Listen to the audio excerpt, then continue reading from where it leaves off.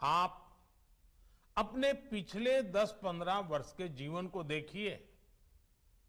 आप पाएंगे कि जिन लोगों ने आपके जीवन में सबसे ज्यादा प्रभाव डाला, उनमें आपकी माताजी और आपके शिक्षक जरूर हैं। जिस तरह से ये आपके हृदय में है, आपके शिक्षक आपके हृदय में है, वैसे ही आपको अपने विद्यार्थियों के दिल में जगह बनानी है। आपको इस बात का हमेशा ध्यान रखना है कि आपकी शिक्षा देश का सिर्फ वर्तमान ही नहीं बल्कि भविष्य भी संवारेगी। आपकी दी गई शिक्षा सिर्फ एक विद्यार्थी में ही नहीं बल्कि समाज में भी परिवर्तन लाएगी। आप जिन मूल्यों को आगे बढ़ाएंगे वो सिर्फ आज की पीढ़ी के ही नहीं बल्कि आने वाली कई पीढ़ियों पर सकारात्मक प्रभाव पैदा करेगी। मुझे पूरा विश्वास है कि बच्चों की शिक्षा और उनके संपूर्ण विकास के लिए आप हमेशा समर्पित रहिएगा। और एक बात मैं हमेशा मेरे लिए कहता हूं, मैं हमेशा कहता हूं कि मैं मेरे भीतर के विद्यार्थी को कभी मरने नहीं देता हूं। आप शिक्षक भले हैं, लेकिन आपके भीतर के विद्यार्थी को हमेशा जागृत रखिए, हमेशा चेतनवंत रखिए। आपके भीतर का विद्यार्थी ही आपको जीवन की अनेक नई ऊंचाइयों पर पहुंचाएगा। एक बार फिर आप सबको मेरी बहुत बहुत बधाई है, बहुत बहुत शुभकामनाएं हैं। धन्यवाद। नमस्कार। मध्य प्रदेश में युवाओं को सरकारी नौकरी देने का अभियान तेज गति से चल रहा है। अलग अलग जिलों में रोजगार मेलों का आयोजन कर विभिन्न पदों पर हजारों युवाओं की भर्ती की गई है। इनमें से 22,400 से ज्यादा युवाओं की शिक्षक के पद पर भर्ती हुई है। आज अनेकों युवाओं को नियुक्ति पत्र भी मिले हैं। मैं सभी युवाओं को शिक्षण जैसे महत्वपूर्ण कार्य से जुड़ने के लिए बहुत बहुत बधाई और शुभकामनाएं देता हूं। साथियों, केंद्र सरकार ने आधुनिक और विकसित भारत की आवश्यकताओं को देखते हुए नई राष्ट्रीय शिक्षा नीति लागू की है। ये नीति बच्चों के सर्वांगीण विकास, संपूर्ण विकास, ज्ञान, कौशल, संस्कार और भारतीय मूल्यों के संवर्धन पर जोर देती है। इस नीति को प्रभावी रूप से लागू करने में शिक्षकों की सबसे महत्वपूर्ण भूमिका है। मध्य प्रदेश में व्यापक तौर पर शिक्षक नियुक्ति का अभियान इस दिशा में एक बड़ा कदम है। मुझे बताया गया है कि कुल नई भर्तियों में से लगभग आधे शिक्षक आदिवासी इलाकों के विद्यालयों में नियुक्त होंगे। इतनी बड़ी संख्या में शिक्षकों की नियुक्ति से सबसे अधिक लाभ ग्रामीण क्षेत्र के बच्चों को होगा, हमारी भावी पीढ़ी को होगा।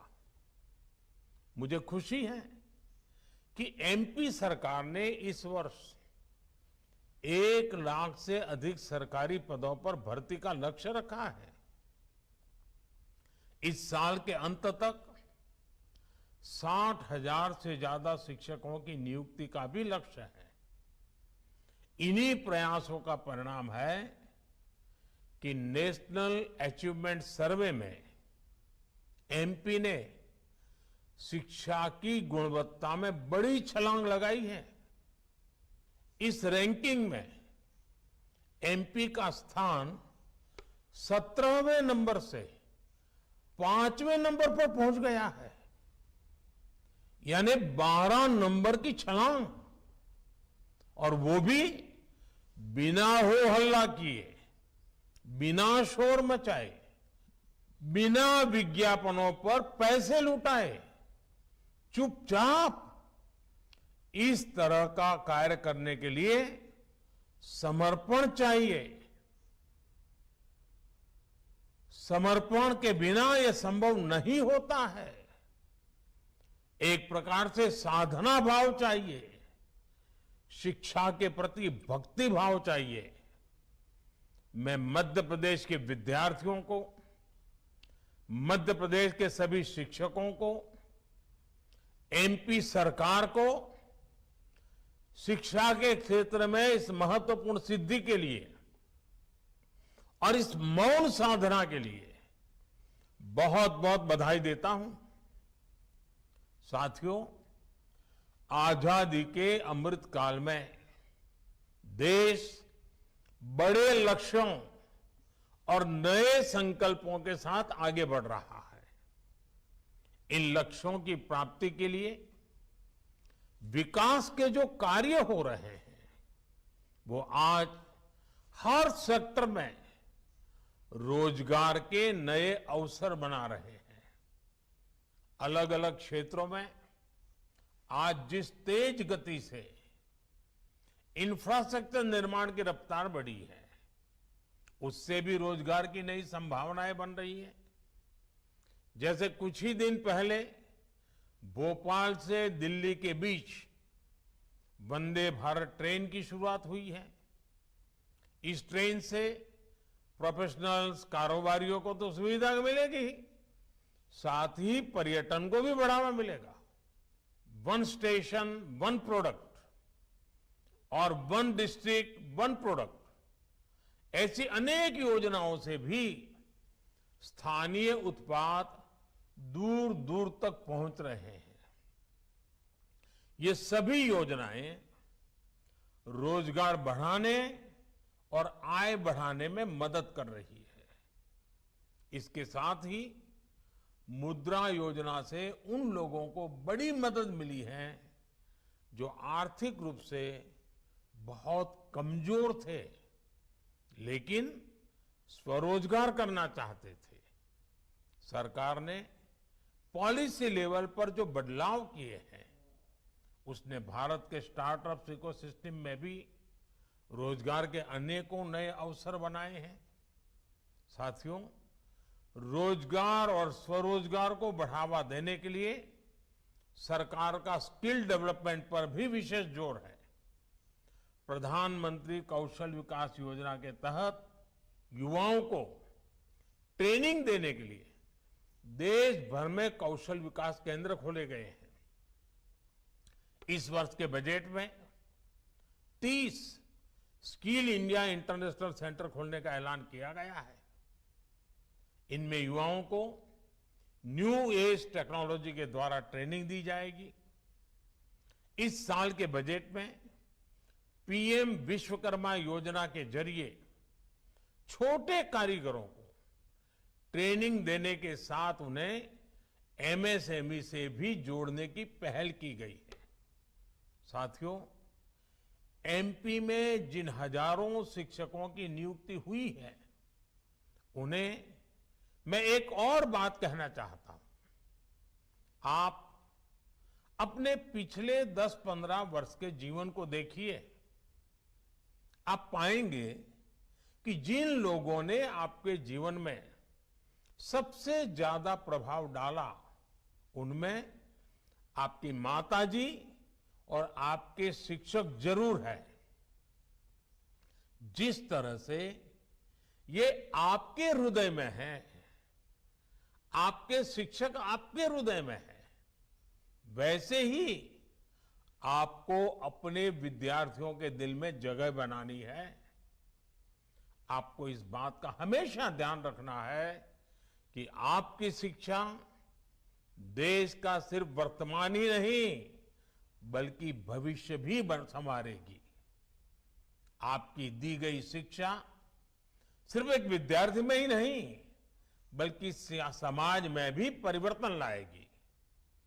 आप जिन मूल्यों को आगे बढ़ाएंगे वो सिर्फ आज की पीढ़ी की ही नहीं बल्कि आने वाली कई पीढ़ियों पर सकारात्मक प्रभाव पैदा करेगी। मुझे पूरा विश्वास है कि बच्चों की शिक्षा और उनके संपूर्ण विकास के लिए आप हमेशा समर्पित रहिएगा। और एक बात मैं हमेशा मेरे लिए कहता हूं, मैं हमेशा कहता हूं कि मैं मेरे भीतर के विद्यार्थी को कभी मरने नहीं देता हूं।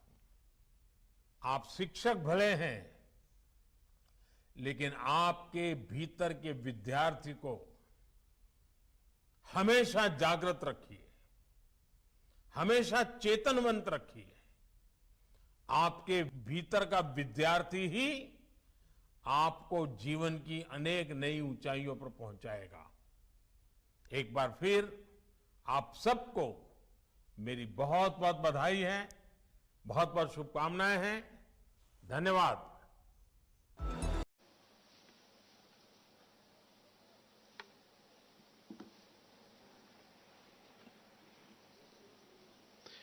আজিৰ সভাত আমাৰ মাজত উপস্থিত অসম চৰকাৰৰ সাংস্কৃতিক পৰিক্ৰমা বিভাগৰ মন্ত্ৰী বিমল বৰা ডাঙৰীয়া, গুৱাহাটী লোকসভা সমষ্টিৰ সাংসদ কুইন ওজা ডাঙৰীয়ানী, কাৰ্বি আলং স্বায়ত্তশাসিত পৰিষদৰ মুখ্য কাৰ্যবাহী সদস্য তুলিৰাম ৰংহাং ডাঙৰীয়া, চিপাঝাৰ বিধানসভা সমষ্টিৰ সন্মানীয় বিধায়ক পৰমানন্দ ৰাজবংশী ডাঙৰীয়া, আমাৰ মাজত উপস্থিত সাংস্কৃতিক পৰিকল্পনা বিভাগৰ প্ৰধান সচিব বি কল্যাণ চক্ৰৱৰ্তী ডাঙৰীয়া, আমাৰ মাজত উপস্থিত বিভাগৰ সঞ্চালিকা মীনাক্ষী দাস নাথ ডাঙৰীয়ানী, উপস্থিত বিভিন্ন বিহু কমিটিৰ পৰা অহা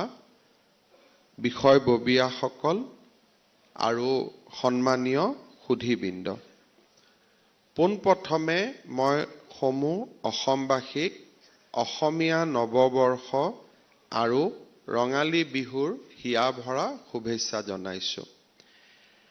আজিৰ সভাত আমি মুখ্যতঃ কামৰূপ মহানগৰ, দৰং, নলবাৰী আদি নিকটৱৰ্তী জিলাসমূহৰ বিহু সমিতিৰ বিষয়ববীয়াসকলক নিমন্ত্ৰণ কৰিছো। অহা দুটা দিনৰ ভিতৰত জিলাৰ উপায়ুক্তসমূহে প্ৰতিটো জিলাৰে বিহু কমিটিসমূহক নিমন্ত্ৰণ কৰি তেওঁলোকৰ বাবে আমি আগবঢ়োৱা বৰঙণিখিনি মুকলি কৰি দিয়াৰ ব্যৱস্থা কৰিব।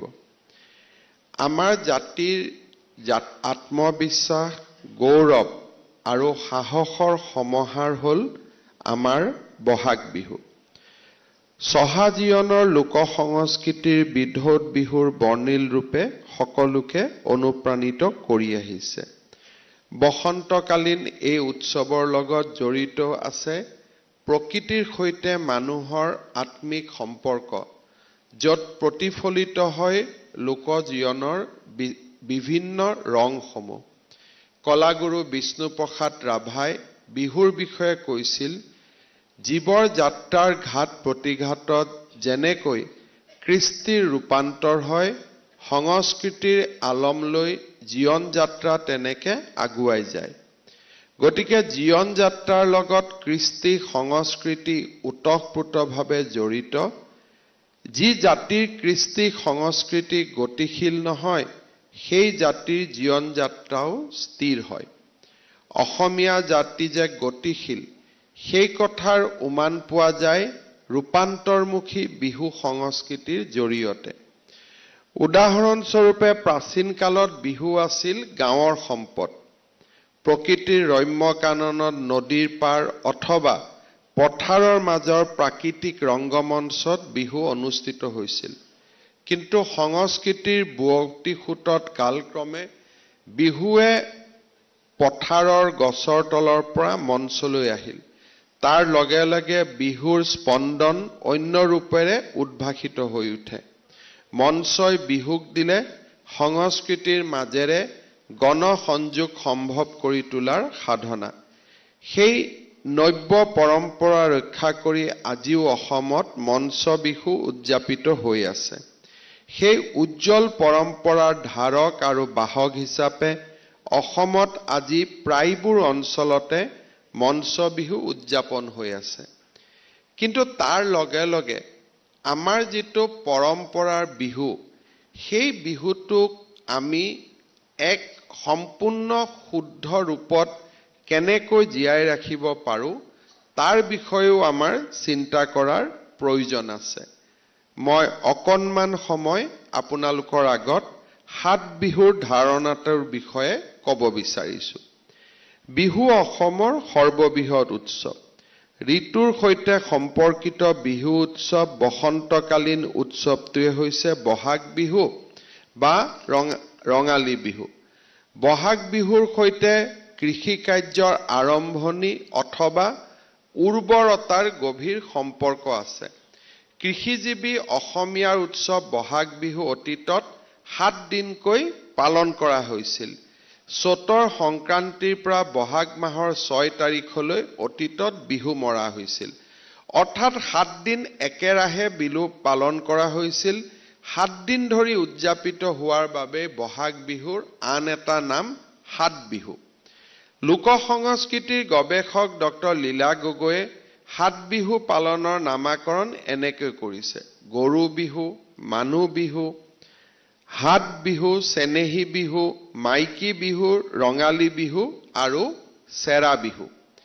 হেম বৰগোহাঁইৰ মতে 7 বিহু হৈছে চ'তৰ বিহু, ৰাতি বিহু, গৰু বিহু, মানুহ বিহু, কুটুম বিহু, মেলা বিহু বা চেৰা বিহু। লোক সংস্কৃতিৰ গৱেষক ডক্টৰ প্ৰফুল্ল দত্ত গোস্বামীয়ে লিখিছে, অসমত এসপ্তাহৰ বাবে বহাগ বিহু পালন কৰা হয় আৰু প্ৰথম দিনটোৰ বিহুক গৰু বিহু বুলি কোৱা হয়।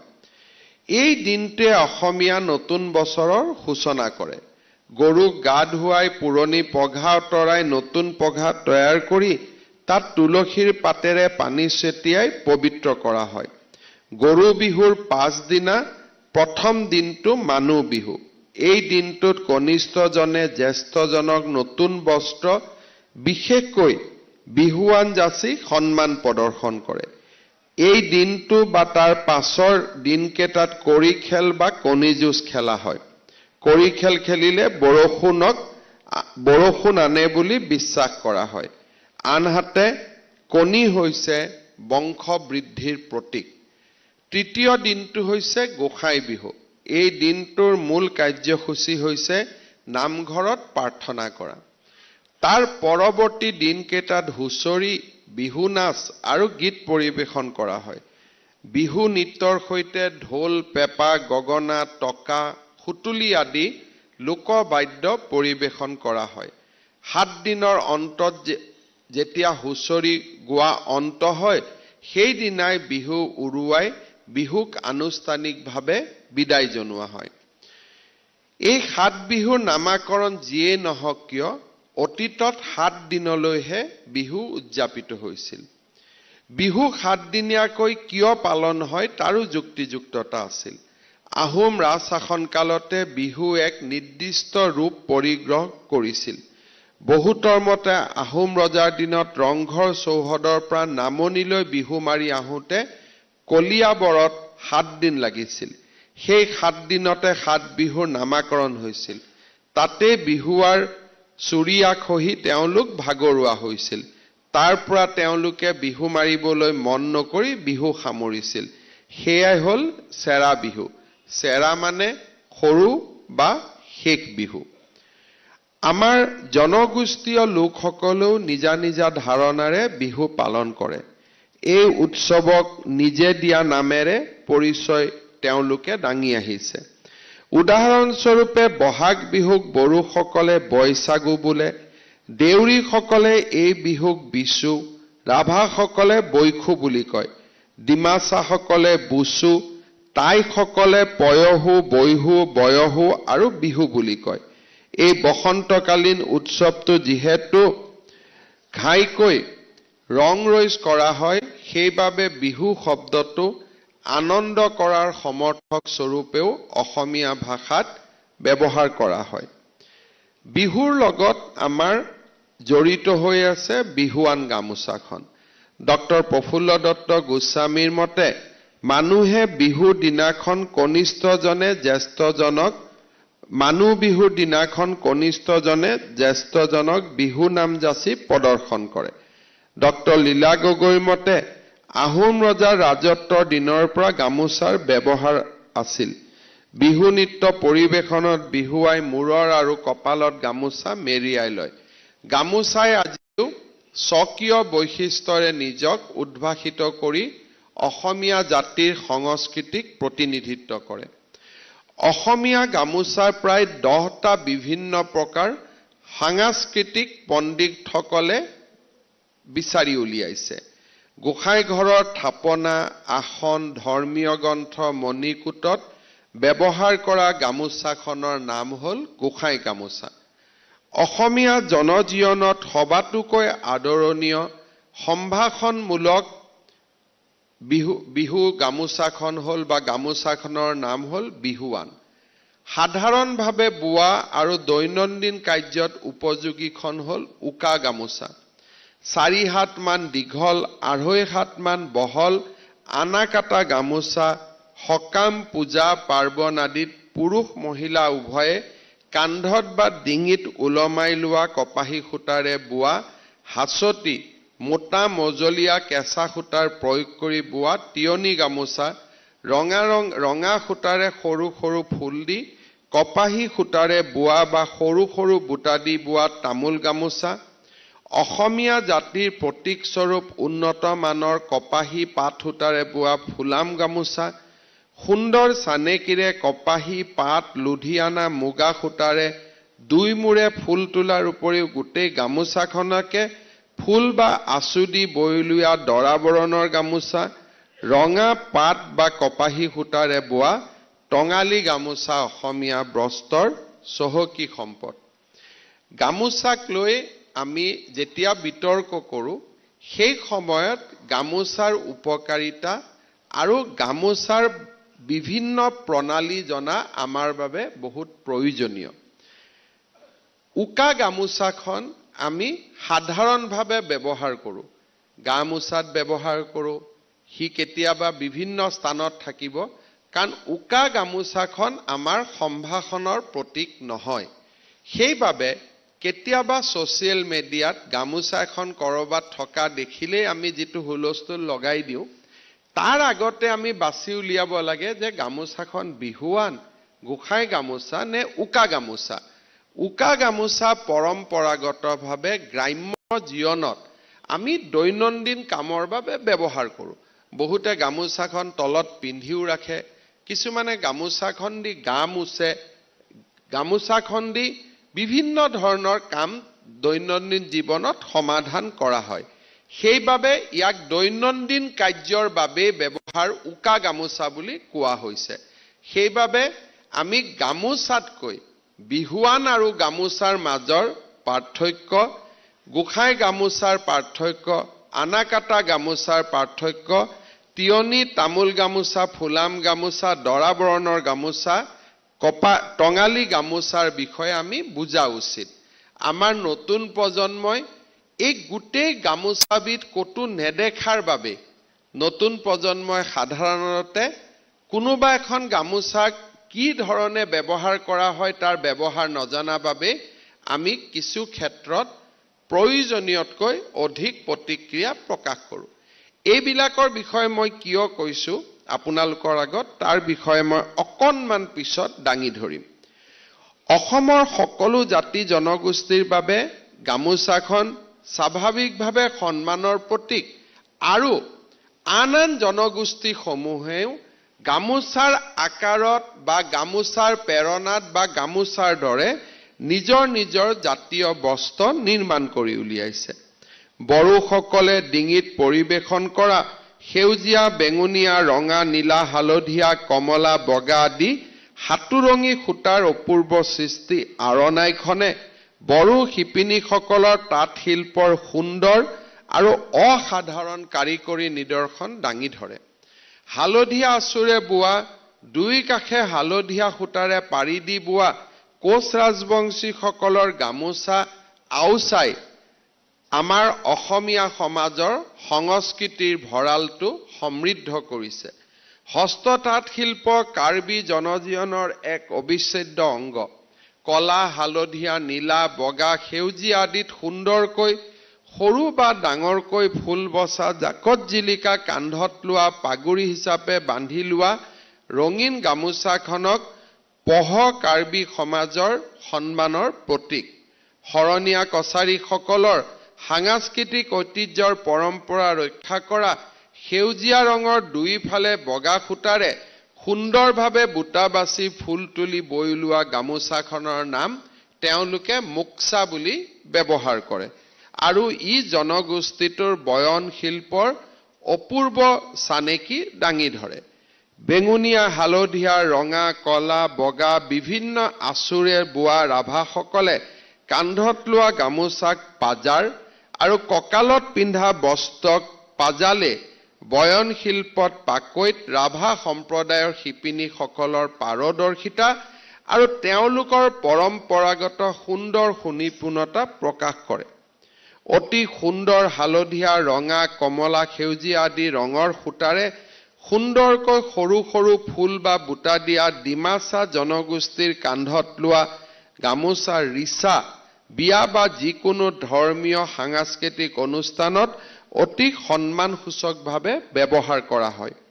বগাত ৰঙা আঁচোৰ মাৰি দি এটা মূৰে বেলেগ বেলেগ চানেকিৰে নক্সা দি ফুল বচা মিচিং সমাজৰ ধুনীয়া গামোচাখনৰ নাম হ'ল ডোমৰ। বগা, হালধীয়া, কলা আদি ৰঙেৰে বোৱা এই প কংখ টাই খামিয়াংসকলে বৈ আৰু ফাহ আদিয়ে অসমৰ চহকী ঐতিহ্য আৰু চকু লগাবলৈ সক্ষম হৈছে। ৰামচৰণ কোঁৱৰ বিৰচিত প্ৰথমবাৰ তাৰ এঠাইত মহাপুৰুষ শংকৰদেৱৰ বৈকুণ্ঠগামী হোৱাৰ খবৰ পুত্ৰ ৰামানন্দ ঠাকুৰে মাধৱদেৱ আৰু মাতৃক জনাবলৈ লৰি আহোঁতে মূৰত গামোচা মাৰি আহিছিল বুলি লিখা আছে। এডৱাৰ্ড গেইটৰ এ হিষ্ট্ৰী অফ আছাম পুথিখনত 1739 চনত গামোচাৰ দাম 6 পইচা আছিল বুলি উল্লেখ আছে। প্ৰাচীন কালৰ পৰা অসমত চলি অহা অসম, বিয়ানাম, মৰিগাঁও, বৰগীত আদিত গামোচা অনেক বৰ্ণনা পোৱা যায়। আজি আমাৰ ৰাজ্যখনত আমি যোৱা 2 বছৰে আমাৰ জাতিটোৰ নৱজাগৰণৰ বাবে আমি কাম কৰি আহিছোঁ।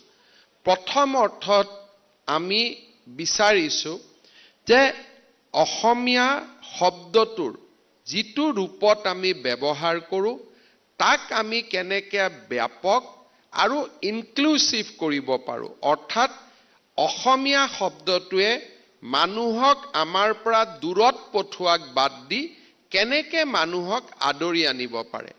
আমি যেতিয়া আমাৰ বিহুৰ ৰংগমঞ্চসমূহত গামোচাৰ লগে লগে পৰম্পৰাগত জনজাতীয় লোকসকলৰ গামোচাও যেতিয়া আমি ব্যৱহাৰ কৰিম, অসমীয়া বিহুৱে ব্যাপকতা লাভ কৰে।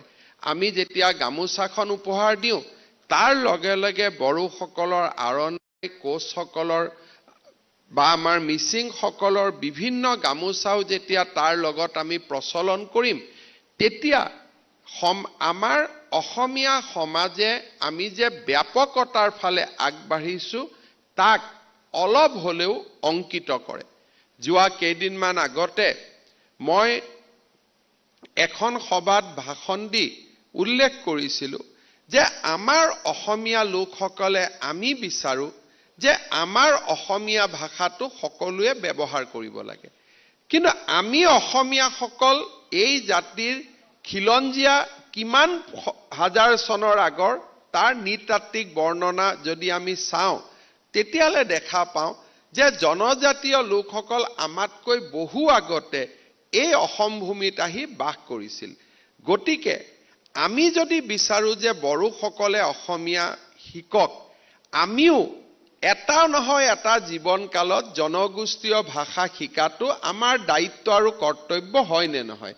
আমি যদি এজন অসমীয়া মানুহে মিচিং ক'ব পাৰো, কোনোবাই বড়ো ক'ব পাৰো, আৰু বড়োসকলেও যেতিয়া অসমীয়া ক'ব, কিন্তু আমি যদি ভাবো যে ৰেলগাড়ীটো একপক্ষীয়ভাৱে চলি থাকক, সকলোৱে অসমীয়া কওক আৰু আমি কোনেও জনজাতীয় ভাষা নিশিকো, জাতি গঠন স্তব্ধ হৈ যায়, জাতি গঠনৰ পথ ৰুদ্ধ হয়। আৰু সেই কাৰণে মই আহ্বান জনাইছিলো যে আমাৰ অসমৰ শিক্ষাৰ্থী বিদ্যাৰ্থীসকলে অসমীয়া ভাষাৰ লগতে এটা হলেও জনজাতীয় ভাষা শিকাৰ বাবে প্ৰয়াস আৰু প্ৰচেষ্টা হাতত ল'ব লাগে।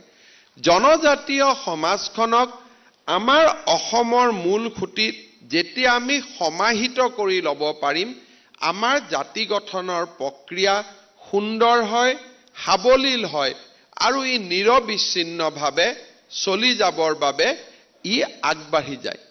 আজি আমি দেখা পাওঁ যে যোৱা 2 বছৰত আমাৰ চৰকাৰে লোৱা বিভিন্ন প্ৰচেষ্টাই জাতিটোৰ মাজত এটা আত্মবিশ্বাসৰ এটা নতুন ধাৰণা নিৰ্মাণ কৰি উলিয়াইছে। অহা 14 এপ্ৰিলত প্ৰধানমন্ত্ৰী নৰেন্দ্ৰ মোদী ডাঙৰীয়াৰ উদ্যোগত 10,000 ছোৱালীয়ে বা ল'ৰাই, যুৱক যুৱতীয়ে একেলগে বিহু প্ৰদৰ্শন কৰিব, তাক আমি কোনেও কল্পনা কৰিব পৰা নাছিলো। যেতিয়া আমি এই বিষয়টো আমাৰ কেবিনেটত ৰাখিছিলো, প্ৰথম কথা আছিল যে 10,000 ছোৱালী আমি নাচিবৰ কাৰণে ক'ত পাম। কিন্তু আজি যোৱাকালিও মই তেওঁলোকৰ প্ৰদৰ্শন চাইছো, অকল নাচাই নহয়, অত্যন্ত সুন্দৰভাৱে ছোৱালী ল'ৰাসকলে সৰু সজাইত নাচিছে। বিশ্বৰ মান আজি তেওঁলোকে সমগ্ৰ ভাৰতৰ দৃষ্টি আকৰ্ষণ কৰিছে।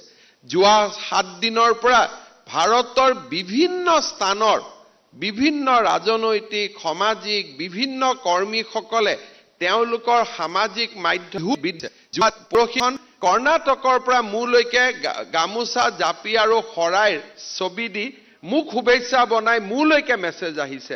তাৰ মানে আজি আপোনালোকে চিন্তা কৰক, আমি লোৱা এটা সামান্য প্ৰচেষ্টা যি সমগ্ৰ ভাৰত আমাৰ ভিতৰত লৈ দৃষ্টি আকৰ্ষণ কৰিছে।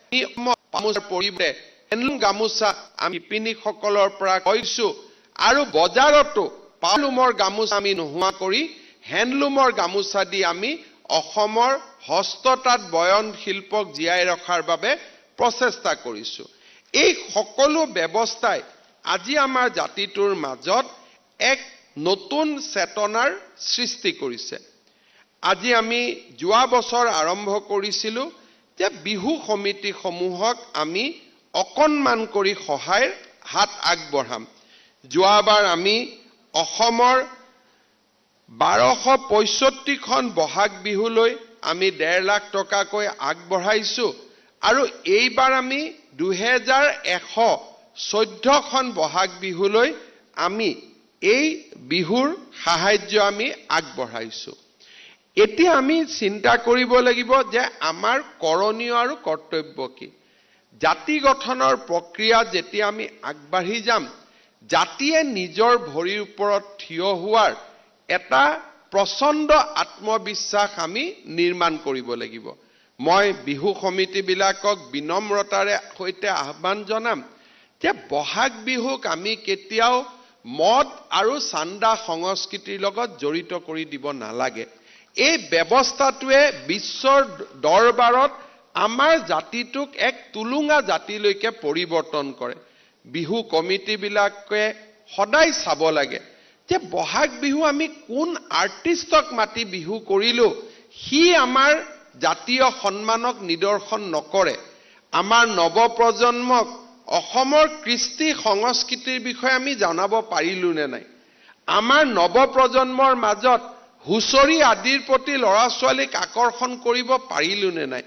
কোনোবা মানুহৰ টেবুলত ধমকি দি কোনোবা ব্যৱসায় টেবুলত ধমকি দি উপাৰ্জন কৰা টকাৰে অসমীয়া বিহু প্ৰাচীন কালৰ পৰাও নাছিল আৰু তেনেকে আমাৰ জাতি সত্তা নিৰ্মাণো হ'ব নোৱাৰে আৰু সেইবাবে মই সমগ্ৰ অসমৰ বিহু সমিতিসমূহক আহ্বান জনাম যে আমাৰ জাতিটোৰ কপালত থকা আটাইতকৈ বদনামৰ বস্তুটি হৈছে চান্দা সংস্কৃতি আৰু এই চান্দা সংস্কৃতি যেতিয়া আমি নোহোৱা কৰি দিম আপোনালোকে দেখিব আমাৰ জাতিটোৰ সন্মান কিমান বৃদ্ধি পাব যোৱা 2 বছৰত চান্দাৰ ব্যৱসায় নোহোৱা হৈ যোৱাৰ কাৰণে বা কমি যোৱাৰ কাৰণে যতে যাওঁ ব্যৱসায়ীসকলে স্বস্তি নিশ্বাস পেলায় মই বিহু সমিতিসমূহক আহ্বান জনাম যে জাতিৰ গামোচা ডিঙিত লৈ আমি মানুহৰ ওচৰত হাত পাতিব নালাগে আৰু হাত পতাৰ লগে লগে মানুহক কেতিয়াও বলপূৰ্বকভাৱে কৰাটোতো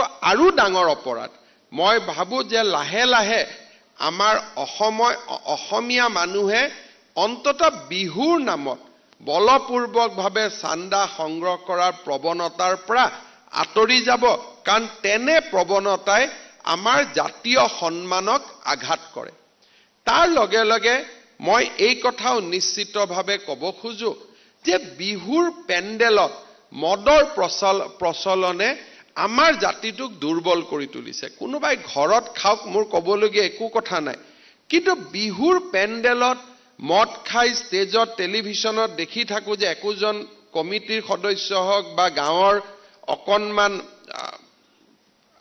প্ৰভাৱী ব্যক্তিয়ে হওক মদ খাই ঢলং পটং কৰি মঞ্চত যিটো উঠি যোৱাৰ চিত্ৰ আমি দেখা পাওঁ এনেকুৱাই মানুহৰ ড্ৰয়িং ৰুমত বিশেষকৈ অনা অসমীয়া মানুহসকলৰ চকুত আমি বৰ হেয় প্ৰমাণিত হওঁ যে আমাৰ জাতিটো এনেকুৱাই নেকি মদ খোৱাক আমিও বাধা নিদিওঁ দোকানটো আমিয়ে খুলি ৰাখিছো কিন্তু তাৰ স্থান কাল পাত্ৰ জনাটো খুব প্ৰয়োজনীয় আৰু মানুহৰ মাজত এটা বিশ্বাস হ'ব লাগে যে চান্দা তোলা টকা সেই কাৰণে আমাৰ এই বস্তুটোৰ লগত কেনেকৈ আমি দূৰত আহিব পাৰো অন্ততঃ বিহু পেণ্ডেলত কমিটিৰ বিহুৰ সভাপতি হোৱা মানে আপোনালোকে জাতীয় সন্মানৰ দায়িত্ব লোৱা হ'ল বিহুৰ সম্পাদক হোৱা মানে কমিটিৰ বিষয়বব হোৱা মানে অসমীয়া জাতিৰ সন্মান সেইকেইটা দিন আপোনালোকৰ শিৰত প্ৰতিষ্ঠিত হয় আজি যেনেকে মই মুখ্যমন্ত্ৰী হিচাপে মই ভাল কৰো বেয়া কৰো হি জাতিটোক প্ৰতিনিধিত্ব কৰিব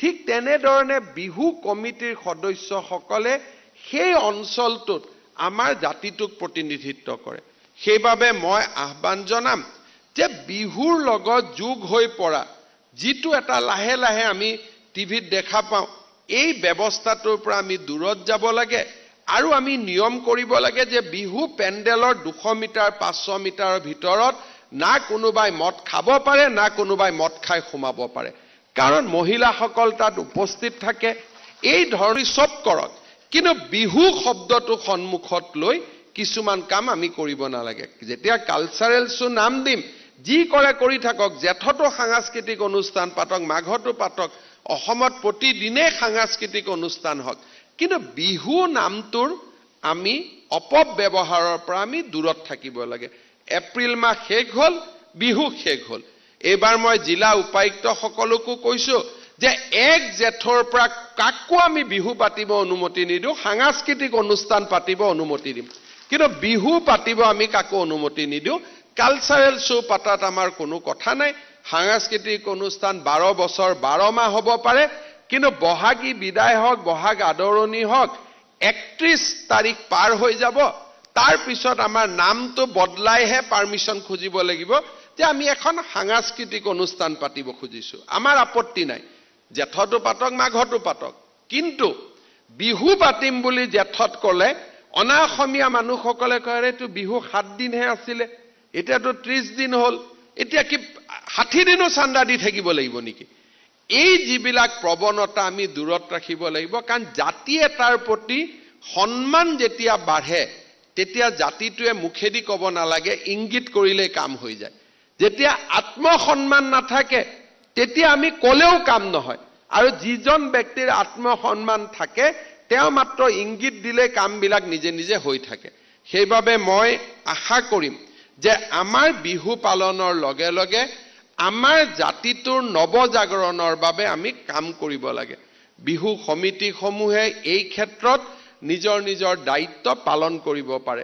যোৱাবাৰো মই আপোনালোকক উল্লেখ কৰিছিলোঁ যে বিহু সমিতিবিলাকে গাঁৱে গাঁৱে হুঁচৰি গোৱা, টকা পইচা কালেকশ্যন নকৰাকৈ গাঁৱে গাঁৱে হুঁচৰি গোৱা ব্যৱস্থাটো আৰম্ভ কৰিব লাগে। কাৰণ আমি বিশ্বাস কৰোঁ অসমীয়া মানুহে যে পদূলিত যদি বহাগত কোনোবাই আহি হুঁচৰি মাৰে গোটেই বছৰটো আমাৰ মংগলজনকভাৱে পাৰ হয়। কাৰণ হুঁচৰি আশীৰ্বাদ হয়। হুঁচৰি এটা সামাজিক সেই ব্যক্তিজনৰ পৰিয়ালৰ ওপৰত দিয়া আশীৰ্বাদ। আজি আমি বহু দিনৰ পৰা বিহু কৰিছোঁ, গুৱাহাটীতো বিহু কৰিছোঁ। অন্ততঃ বিহু কমিটিখনৰ ওচৰে পাজৰে থকা 50 ঘৰ মানুহৰ ঘৰত যদি আমি হুঁচৰি পঠিয়াব পাৰোঁ আৰু চান্দা এটকা 11 টকাতে যথেষ্ট, তাতকৈ বেছি আশা কৰিব নালাগে। পৰিয়ালটোক যদি আমি আশীৰ্বাদ দি থৈ আহোঁ, আপোনালোকে দেখিব পিছদিনা পৰিয়ালটোৱে নিজে আহি বিহু কমিটিত নিজৰ চান্দা দি থৈ যাব। আমি কাকো জোৰ কৰিব নালাগে। এয়া হৈছে মানুহৰ আদান আৰু প্ৰদান। যেতিয়া পৰিয়ালটোক আশীৰ্বাদ দিব, পৰিয়ালটোৱে বঁটা যি দিব সেইখিনি হয়তো এনেই নিদিলেহেঁতেন, কিন্তু মনৰ খুব আত্মিক সন্তুষ্টিৰে বঁটাটোত দিব। কিন্তু আজি আমাৰ বহু বিহু কমিটিয়ে এই কামবিলাক কৰা নাই। মঞ্চ বিহু কৰিলেও 7 বিহুৰ পৰম্পৰা আমি ৰক্ষা কৰাটো আমাৰ বাবে দায়িত্ব। অহা বছৰৰ পৰা আমাৰ অসম চৰকাৰতো আমি সিদ্ধান্ত লৈছোঁ যে আমি চৰকাৰীভাৱে 7 বিহু আমি পতাৰ ব্যৱস্থা আৰম্ভ কৰিম। কোনোবা জিলাৰ কোনোবা এটা স্থানত আমি গৰু বিহু পাতিম প্ৰতীকীভাৱে, যাতে তাৰ পৰা আন সকলেও প্ৰেৰণা ল'ব পাৰে। 7 বিহুৰ পৰম্পৰা আমি অসমত আকৌ ঘূৰাই আনিব খুজিছোঁ আৰু সেই ক্ষেত্ৰত এইবাৰ বিহু উদযাপনৰ পিছত অসমত আমি 7 বিহুৰ এটা নতুন কল্পনাৰে প্ৰত্যেকখন জিলাতে আমি এই ব্যৱস্থা কৰিব খুজিছোঁ, যাতে অসমীয়া জাতিয়ে নিজৰ ভৰিৰ তলৰ মাটি কেতিয়াও হেৰুৱাই নিদিয়ে। দৰ্জা খিৰিকী খোলা থাকিব, কিন্তু ভৰিৰ তলৰ মাটি হেৰাই গ'লে আমাৰ জাতিটোৰ চিনাকি নোহোৱা হ'ব। সেইবাবে ভৰিৰ তলৰ মাটিত আমি দৃঢ়তাৰে থিয় হৈ দৰ্জা আৰু খিৰিকীবোৰ খোলা থৈ দিলে আধিকতা আপোনালোক সকলোকে এটা সুন্দৰ বহাগ বিহুৰ বাবে মই মোৰ আগতীয়া অভিনন্দন জনাইছোঁ। অসমবাসীক আগতীয়াকৈ বহাগ বিহুৰ ৰঙালী বিহুৰ শুভেচ্ছা জনাই মই মোৰ বক্তব্যৰ সামৰণি মাৰিছোঁ। ধন্যবাদ। नमस्कार। मध्य प्रदेश में युवाओं को सरकारी नौकरी देने का अभियान तेज गति से चल रहा है। अलग अलग जिलों में रोजगार मेलों का आयोजन कर विभिन्न पदों पर हजारों युवाओं की भर्ती की गई है। इनमें से 22,400 से ज्यादा युवाओं की शिक्षक के पद पर भर्ती हुई है। आज अनेकों युवाओं को नियुक्ति पत्र भी मिले हैं। मैं सभी युवाओं को शिक्षण जैसे महत्वपूर्ण कार्य से जुड़ने के लिए बहुत बहुत बधाई और शुभकामनाएं देता हूं। साथियों, केंद्र सरकार ने आधुनिक और विकसित भारत की आवश्यकताओं को देखते हुए नई राष्ट्रीय शिक्षा नीति लागू की है। ये नीति बच्चों के सर्वांगीण विकास, संपूर्ण विकास, ज्ञान, कौशल, संस्कार और भारतीय मूल्यों के संवर्धन पर जोर देती है। इस नीति को प्रभावी रूप से लागू करने में शिक्षकों की सबसे महत्वपूर्ण भूमिका है। मध्य प्रदेश में व्यापक तौर पर शिक्षक नियुक्ति का अभियान इस दिशा में एक बड़ा कदम है। मुझे बताया गया है कि कुल नई भर्तियों में से लगभग आधे शिक्षक आदिवासी इलाकों के विद्यालयों में नियुक्त होंगे। इतनी बड़ी संख्या में शिक्षकों की नियुक्ति से सबसे अधिक लाभ ग्रामीण क्षेत्र के बच्चों को होगा, हमारी भावी पीढ़ी को होगा। मुझे खुशी है कि एमपी सरकार ने इस वर्ष 1 लाख से अधिक सरकारी पदों पर भर्ती का लक्ष्य रखा है। इस साल के अंत तक 60,000 से ज्यादा शिक्षकों की नियुक्ति का भी लक्ष्य है। इन्हीं प्रयासों का परिणाम है कि नेशनल अचीवमेंट सर्वे में एमपी ने शिक्षा की गुणवत्ता में बड़ी छलांग लगाई है। इस रैंकिंग में एमपी का स्थान 17वें नंबर से 5वें नंबर पर पहुंच गया है, यानी 12 नंबर की छलांग, और वो भी बिना हो हल्ला किए, बिना शोर मचाए, बिना विज्ञापनों पर पैसे लुटाए, चुपचाप शिक्षा के प्रति भक्ति भाव चाहिए। मैं मध्य प्रदेश के विद्यार्थियों को, मध्य प्रदेश के सभी शिक्षकों को, एमपी सरकार को शिक्षा के क्षेत्र में इस महत्वपूर्ण सिद्धि के लिए और इस मौन साधना के लिए बहुत बहुत बधाई देता हूं। साथियों, आजादी के अमृत काल में देश बड़े लक्ष्यों और नए संकल्पों के साथ आगे बढ़ रहा है।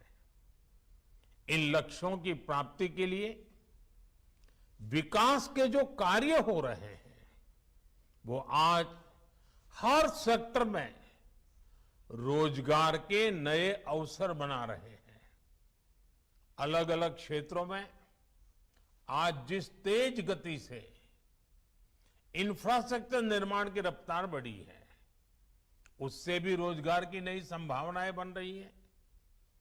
जैसे कुछ ही दिन पहले भोपाल से दिल्ली के बीच वंदे भारत ट्रेन की शुरुआत हुई है। इस ट्रेन से प्रोफेशनल्स, कारोबारियों को तो सुविधा मिलेगी, साथ ही पर्यटन को भी बढ़ावा मिलेगा। 1 स्टेशन 1 प्रोडक्ट और 1 डिस्ट्रिक्ट 1 प्रोडक्ट, ऐसी अनेक योजनाओं से भी स्थानीय उत्पाद दूर दूर तक पहुंच रहे हैं। ये सभी योजनाएं रोजगार बढ़ाने और आय बढ़ाने में मदद कर रही है। इसके साथ ही मुद्रा योजना से उन लोगों को बड़ी मदद मिली है जो आर्थिक रूप से बहुत कमजोर थे, लेकिन स्वरोजगार करना चाहते थे। सरकार ने पॉलिसी लेवल पर जो बदलाव किए हैं, उसने भारत के स्टार्टअप इकोसिस्टम में भी रोजगार के अनेकों नए अवसर बनाए हैं। साथियों, रोजगार और स्वरोजगार को बढ़ावा देने के लिए सरकार का स्किल डेवलपमेंट पर भी विशेष जोर है। प्रधानमंत्री कौशल विकास योजना के तहत युवाओं को ट्रेनिंग देने के लिए देश भर में कौशल विकास केंद्र खोले गए हैं। इस वर्ष के बजट में 30 स्किल इंडिया इंटरनेशनल सेंटर खोलने का ऐलान किया गया है। इनमें युवाओं को न्यू एज टेक्नोलॉजी के द्वारा ट्रेनिंग दी जाएगी। इस साल के बजट में पीएम विश्वकर्मा योजना के जरिए छोटे कारीगरों को ट्रेनिंग देने के साथ उन्हें एमएसएमई से भी जोड़ने की पहल की गई है। साथियों, एमपी में जिन हजारों शिक्षकों की नियुक्ति हुई है, उन्हें मैं एक और बात कहना चाहता हूं। आप अपने पिछले 10-15 वर्ष के जीवन को देखिए, आप पाएंगे कि जिन लोगों ने आपके जीवन में सबसे ज्यादा प्रभाव डाला उनमें आपकी माताजी और आपके शिक्षक जरूर है। जिस तरह से ये आपके हृदय में है, आपके शिक्षक आपके हृदय में है, वैसे ही आपको अपने विद्यार्थियों के दिल में जगह बनानी है। आपको इस बात का हमेशा ध्यान रखना है कि आपकी शिक्षा देश का सिर्फ वर्तमान ही नहीं बल्कि भविष्य भी संवारेगी। आपकी दी गई शिक्षा सिर्फ एक विद्यार्थी में ही नहीं बल्कि समाज में भी परिवर्तन लाएगी। आप जिन मूल्यों को आगे बढ़ाएंगे वो सिर्फ आज की पीढ़ी की ही नहीं बल्कि आने वाली कई पीढ़ियों पर सकारात्मक प्रभाव पैदा करेगी। मुझे पूरा विश्वास है कि बच्चों की शिक्षा और उनके संपूर्ण विकास के लिए आप हमेशा समर्पित रहिएगा। और एक बात मैं हमेशा, आप शिक्षक भले हैं लेकिन आपके भीतर के विद्यार्थी को हमेशा जागृत रखिए, हमेशा चेतनवंत रखिए। आपके भीतर विद्यार्थी ही आपको जीवन की अनेक नई ऊंचाइयों पर पहुंचा।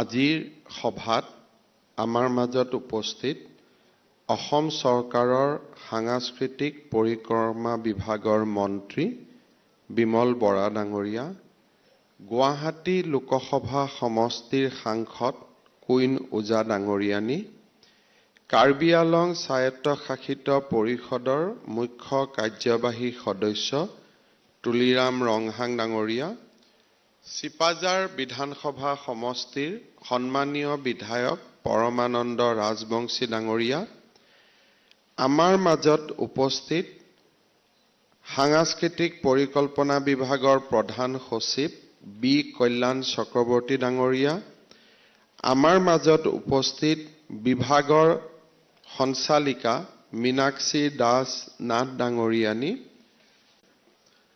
পোনপ্ৰথমে মই সমূহ অসমবাসীক অসমীয়া নৱবৰ্ষ আৰু ৰঙালী বিহুৰ হিয়া ভৰা শুভেচ্ছা জনাইছো। আজিৰ সভাত আমি মুখ্যতঃ কামৰূপ মহানগৰ, দৰং, নলবাৰী আদি নিকটৱৰ্তী জিলাসমূহৰ বিহু সমিতিৰ দুটা দিনৰ ভিতৰত জিলাৰ উপায়ুক্তসমূহে প্ৰতিটো জিলাৰে বিহু কমিটিসমূহক নিমন্ত্ৰণ কৰি তেওঁলোকৰ বাবে আমি আগবঢ়োৱা বৰঙণিখিনি মুকলি কৰি দিয়াৰ ব্যৱস্থা কৰিব। আমাৰ জাতিৰ আত্মবিশ্বাস হ'ল আমাৰ বহাগ বিহু।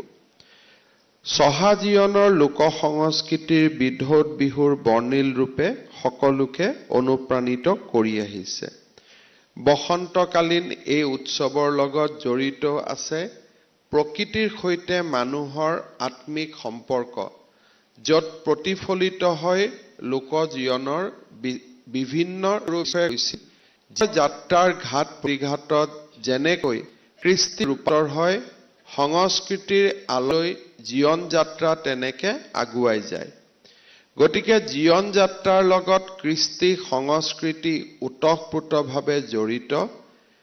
যি জাতিৰ কৃষ্টি সংস্কৃতি গতিশীল নহয় সেই জাতিৰ জীৱন যাত্ৰাও স্থিৰ হয়। অসমীয়া জাতি যে গতিশীল সেই কথাৰ উমান পোৱা যায় ৰূপান্তৰমুখী বিহু সংস্কৃতিৰ জৰিয়তে। উদাহৰণস্বৰূপে প্ৰাচীন কালত বিহু আছিল গাঁৱৰ সম্পদ। প্ৰকৃতিৰ ৰম্য কাননত নদীৰ পাৰ অথবা পথাৰৰ মাজৰ প্ৰাকৃতিক ৰংগমঞ্চত বিহু অনুষ্ঠিত হৈছিল। কিন্তু সংস্কৃতিৰ বুৱতী সোঁতত কালক্ৰমে বিহুৱে পথাৰৰ গছৰ তলৰ পৰা মঞ্চলৈ আহিল। তাৰ লগে লগে বিহুৰ স্পন্দন অন্য ৰূপেৰে উদ্ভাসিত হৈ উঠে। মঞ্চই বিহুক দিলে সংস্কৃতিৰ মাজেৰে গণসংযোগ সম্ভৱ কৰি তোলাৰ সাধনা। সেই নব্য পৰম্পৰা ৰক্ষা কৰি আজিও অসমত মঞ্চ বিহু উদযাপিত হৈ আছে। সেই উজ্জ্বল পৰম্পৰাৰ ধাৰক আৰু বাহক হিচাপে অসমত আজি প্ৰায়বোৰ অঞ্চলতে মঞ্চ বিহু উদযাপন হৈ আছে। কিন্তু তাৰ লগে লগে আমাৰ যিটো পৰম্পৰাৰ বিহু, সেই বিহুটোক আমি এক সম্পূৰ্ণ শুদ্ধ ৰূপত কেনেকৈ জীয়াই ৰাখিব পাৰোঁ তাৰ বিষয়েও আমাৰ চিন্তা কৰাৰ প্ৰয়োজন আছে। মই অকণমান সময় আপোনালোকৰ আগত সাত বিহুৰ ধাৰণাটোৰ বিষয়ে ক'ব বিচাৰিছোঁ। বিহু অসমৰ সৰ্ববৃহৎ উৎসৱ। ঋতুৰ সৈতে সম্পৰ্কিত বিহু উৎসৱ বসন্তকালীন উৎসৱটোৱে হৈছে বহাগ বিহু বা ৰঙালী বিহু। বহাগ 7 দিনকৈ পালন কৰা হৈছিল। চ'তৰ সংক্ৰান্তিৰ পৰা বহাগ মাহৰ 6 তাৰিখলৈ অতীতত বিহু মৰা হৈছিল। অৰ্থাৎ 7 দিন একেৰাহে বিহু পালন কৰা হৈছিল। 7 দিন ধৰি উদযাপিত হোৱাৰ বাবে বহাগ বিহুৰ আন এটা নাম 7 বিহু। লোক সংস্কৃতিৰ গৱেষক ডক্টৰ লীলা গগৈয়ে 7 বিহু পালনৰ নামাকৰণ এনেকৈ কৰিছে: গৰু বিহু, মানুহ বিহু, হাত বিহু, চেনেহী বিহু, মাইকী বিহু, ৰঙালী বিহু আৰু চেৰা বিহু। হেম বৰগোহাঁইৰ মতে 7 বিহু হৈছে চ'তৰ বিহু, ৰাতি বিহু, গৰু বিহু, মানুহ বিহু, কুটুম বিহু, মেলা বিহু বা চেৰা বিহু। লোক সংস্কৃতিৰ গৱেষক ডক্টৰ প্ৰফুল্ল দত্ত গোস্বামীয়ে লিখিছে, অসমত এসপ্তাহৰ বাবে বহাগ বিহু পালন কৰা হয় আৰু প্ৰথম দিনটোৰ বিহুক গৰু বিহু বুলি কোৱা হয়। এই দিনটোৱে অসমীয়া নতুন বছৰৰ সূচনা কৰে। গৰুক গা ধুৱাই পুৰণি পঘা আঁতৰাই নতুন পঘা তৈয়াৰ কৰি তাত তুলসীৰ পাতেৰে পানী ছটিয়াই পবিত্ৰ কৰা হয়। গৰু বিহুৰ পাছদিনা প্ৰথম দিনটো মানুহ বিহু। এই দিনটোত কনিষ্ঠজনে জ্যেষ্ঠজনক নতুন বস্ত্ৰ, বিশেষকৈ বিহুৱান যাচি সন্মান প্ৰদৰ্শন কৰে। এই দিনটো বা তাৰ পাছৰ দিনকেইটাত কড়ি খেল বা কণী যুঁজ খেলা হয়। কড়ি খেল খেলিলে বৰষুণ আনে বুলি বিশ্বাস কৰা হয়। আনহাতে কণী হৈছে বংশ বৃদ্ধিৰ প্ৰতীক। তৃতীয় দিনটো হৈছে গোসাই বিহু। এই দিনটোৰ মূল কাৰ্যসূচী হৈছে নামঘৰত প্ৰাৰ্থনা কৰা। তাৰ পৰৱৰ্তী দিনকেইটাত হুঁচৰি, বিহু নাচ আৰু গীত পৰিৱেশন কৰা হয়।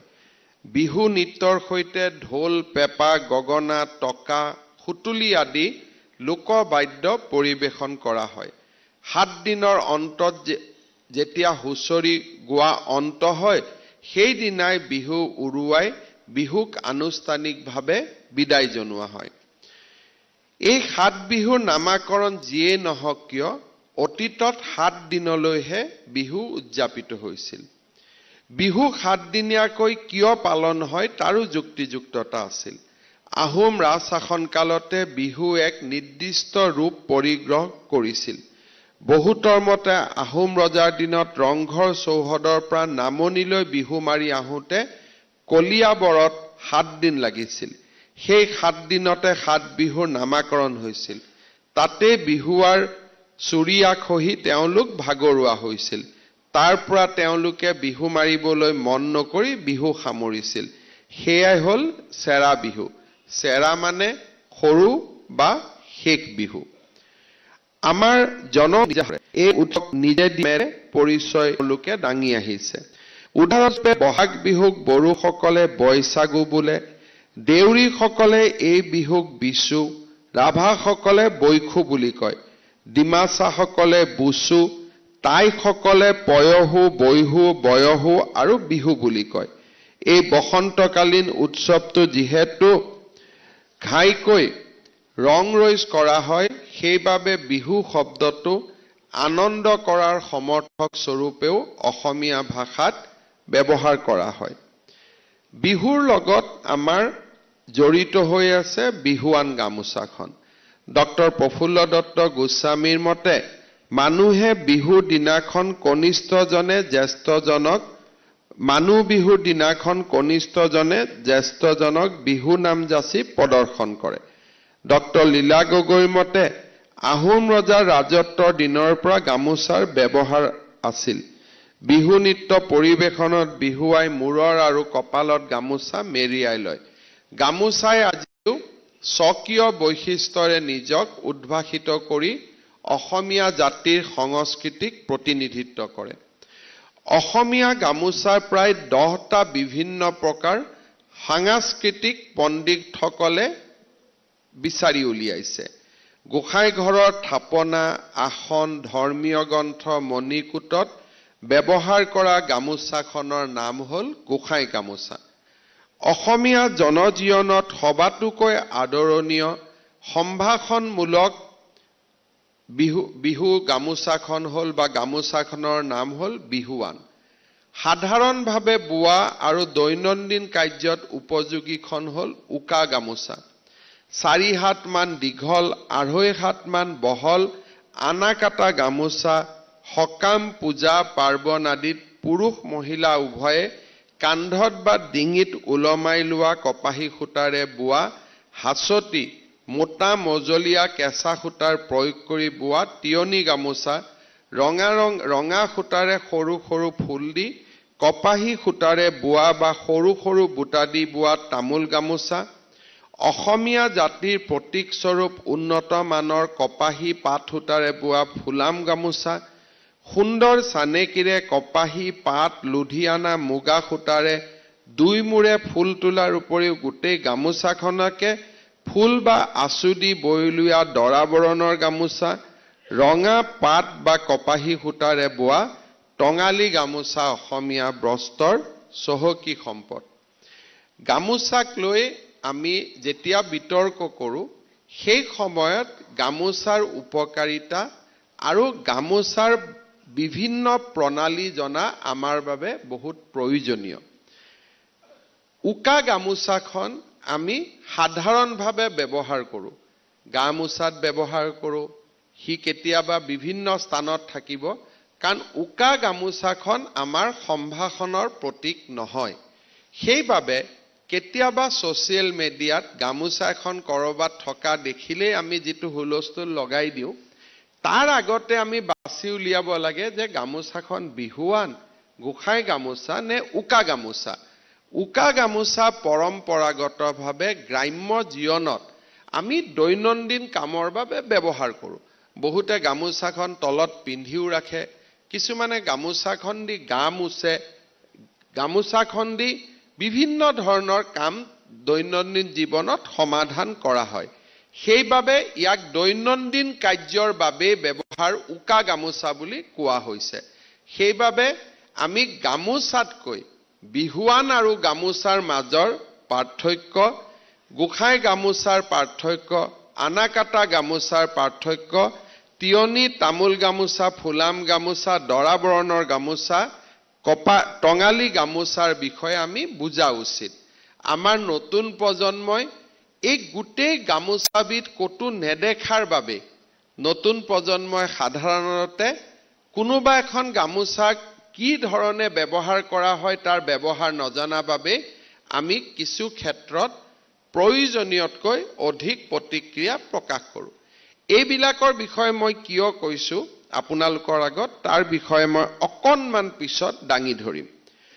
অসমৰ সকলো জাতি জনগোষ্ঠীৰ বাবে গামোচাখন স্বাভাৱিকভাৱে সন্মানৰ প্ৰতীক আৰু আন আন জনগোষ্ঠীসমূহেও গামোচাৰ আকাৰত বা গামোচাৰ প্ৰেৰণাত বা গামোচাৰ দৰে নিজৰ নিজৰ জাতীয় বস্ত্ৰ নিৰ্মাণ কৰি উলিয়াইছে।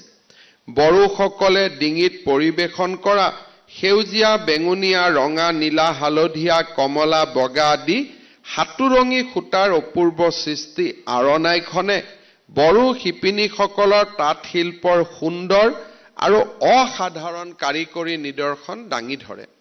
হালধীয়া আঁচুৰে বোৱা, 2 কাষে হালধীয়া সূতাৰে পাৰি দি বোৱা কোচ ৰাজবংশীসকলৰ গামোচা আওচাই আমাৰ অসমীয়া সমাজৰ সংস্কৃতিৰ ভঁৰালটো সমৃদ্ধ কৰিছে। হস্ততাঁত শিল্প কাৰ্বি জনজীৱনৰ এক অবিচ্ছেদ্য অংগ। কলা, হালধীয়া, নীলা, বগা, সেউজীয়া আদিত সুন্দৰকৈ সৰু বা ডাঙৰকৈ ফুল বচা, জাকত জিলিকা কান্ধত লোৱা, পাগুৰি হিচাপে বান্ধি লোৱা ৰঙীন গামোচাখনক পহ কাৰ্বি সমাজৰ সন্মানৰ প্ৰতীক। শৰণীয়া কছাৰীসকলৰ সাংস্কৃতিক ঐতিহ্যৰ পৰম্পৰা ৰক্ষা কৰা সেউজীয়া ৰঙৰ দুইফালে বগা সূতাৰে সুন্দৰভাৱে বুটা বাছি ফুল তুলি বৈ ওলোৱা গামোচাখনৰ নাম তেওঁলোকে মুক্সা বুলি ব্যৱহাৰ কৰে। আৰু ই জনগোষ্ঠীটোৰ বয়ন শিল্পৰ অপূৰ্ব চানেকি দাঙি ধৰে। বেঙুনীয়া, হালধীয়া, ৰঙা, কলা, বগা বিভিন্ন আঁচোৰে বোৱা ৰাভাসকলে কান্ধত লোৱা গামোচাক পাজাৰ আৰু কঁকালত পিন্ধা বস্ত্ৰক পাজালে বয়ন শিল্পত পাকৈত ৰাভা সম্প্ৰদায়ৰ শিপিনীসকলৰ পাৰদৰ্শিতা আৰু তেওঁলোকৰ পৰম্পৰাগত সুন্দৰ সুনিপুণতা প্ৰকাশ কৰে। অতি সুন্দৰ হালধীয়া, ৰঙা, কমলা, সেউজীয়া আদি ৰঙৰ সূতাৰে সুন্দৰকৈ সৰু সৰু ফুল বা বুটা দিয়া ডিমাচা জনগোষ্ঠীৰ কান্ধত লোৱা গামোচা ৰিচা বিয়া বা যিকোনো ধৰ্মীয় সাংস্কৃতিক অনুষ্ঠানত অতি সন্মানসূচকভাৱে ব্যৱহাৰ কৰা হয়। বগাত ৰঙা আঁচোৰ মাৰি দি এটা মূৰে বেলেগ বেলেগ চানেকিৰে নক্সা দি ফুল বচা মিচিং সমাজৰ ধুনীয়া গামোচাখনৰ নাম হ'ল ডোমৰ। বগা, হালধীয়া, কলা আদি ৰঙেৰে বোৱা এই সুন্দৰ গামোচাই মিচিং বয়ন শিল্পৰ উৎকৃষ্টতা আৰু শিপিনীসকলৰ দক্ষতাৰ স্পষ্ট প্ৰমাণ দাঙি ধৰে। তিৱাসকলে ব্যৱহাৰ কৰা সেউজীয়া সূতাৰ গামোচাখন ফালি কছাৰী জনগোষ্ঠীৰ আলন, টাইফাকে জনগোষ্ঠীয়ে ব্যৱহাৰ কৰা কংখ, টাই খামিয়াংসকলে বৈ লোৱা ফা কংখ আৰু ফাহ আদিয়ে অসমৰ বয়ন শিল্পৰ চহকী ঐতিহ্য, পৰম্পৰা আৰু বিবিধতা চকুত লগাকৈ তুলি ধৰিবলৈ সক্ষম হৈছে। বৈষ্ণৱ যুগৰ ৰামচৰণ ঠাকুৰ বিৰচিত গুৰুচৰিতত প্ৰথমবাৰৰ বাবে গামোচা বা গামছা শব্দৰ উল্লেখ পোৱা যায়। ইয়াৰ এঠাইত মহাপুৰুষ শংকৰদেৱৰ বৈকুণ্ঠগামী হোৱাৰ খবৰ পুত্ৰ ৰামানন্দ ঠাকুৰে মাধৱদেৱ আৰু মাতৃক জনাবলৈ লৰি আহোঁতে মূৰত গামোচা মাৰি আহিছিল বুলি লিখা আছে। এডৱাৰ্ড গেইটৰ এ হিষ্ট্ৰী অফ আছাম পুথিখনত 1739 চনত গামোচাৰ দাম 6 পইচা আছিল বুলি উল্লেখ আছে। প্ৰাচীন কালৰ পৰা অসমত চলি অহা অসমীয়া লোকসাহিত্য, বিয়ানাম, বিহুনাম, হুঁচৰি গাঁও, বৰগীত আদিত গামোচাৰ অনেক বৰ্ণনা পোৱা যায়। আজি আমাৰ ৰাজ্যখনত আমি যোৱা 2 বছৰে আমাৰ জাতিটোৰ নৱজাগৰণৰ বাবে আমি কাম কৰি আহিছোঁ। প্ৰথম অৰ্থত আমি বিচাৰিছোঁ যে অসমীয়া শব্দটোৰ যিটো ৰূপত আমি ব্যৱহাৰ কৰোঁ তাক আমি কেনেকৈ ব্যাপক আৰু ইনক্লুচিভ কৰিব পাৰোঁ। অৰ্থাৎ অসমীয়া শব্দটোৱে মানুহক আমাৰ পৰা দূৰত পঠোৱাক বাদ দি কেনেকৈ মানুহক আদৰি আনিব পাৰে। আমি যেতিয়া আমাৰ বিহুৰ ৰংগমঞ্চসমূহত গামোচাৰ লগে লগে পৰম্পৰাগত জনজাতীয় লোকসকলৰ গামোচাও যেতিয়া আমি ব্যৱহাৰ কৰিম, অসমীয়া বিহুৱে ব্যাপকতা লাভ কৰে।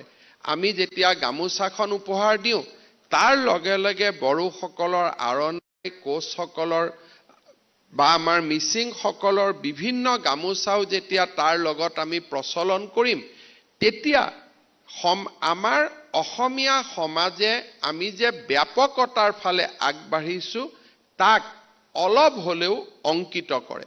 যোৱা কেইদিনমান আগতে মই এখন সভাত ভাষণ দি উল্লেখ কৰিছিলোঁ যে আমাৰ অসমীয়া লোকসকলে আমি বিচাৰোঁ যে আমাৰ অসমীয়া ভাষাটো সকলোৱে ব্যৱহাৰ কৰিব লাগে।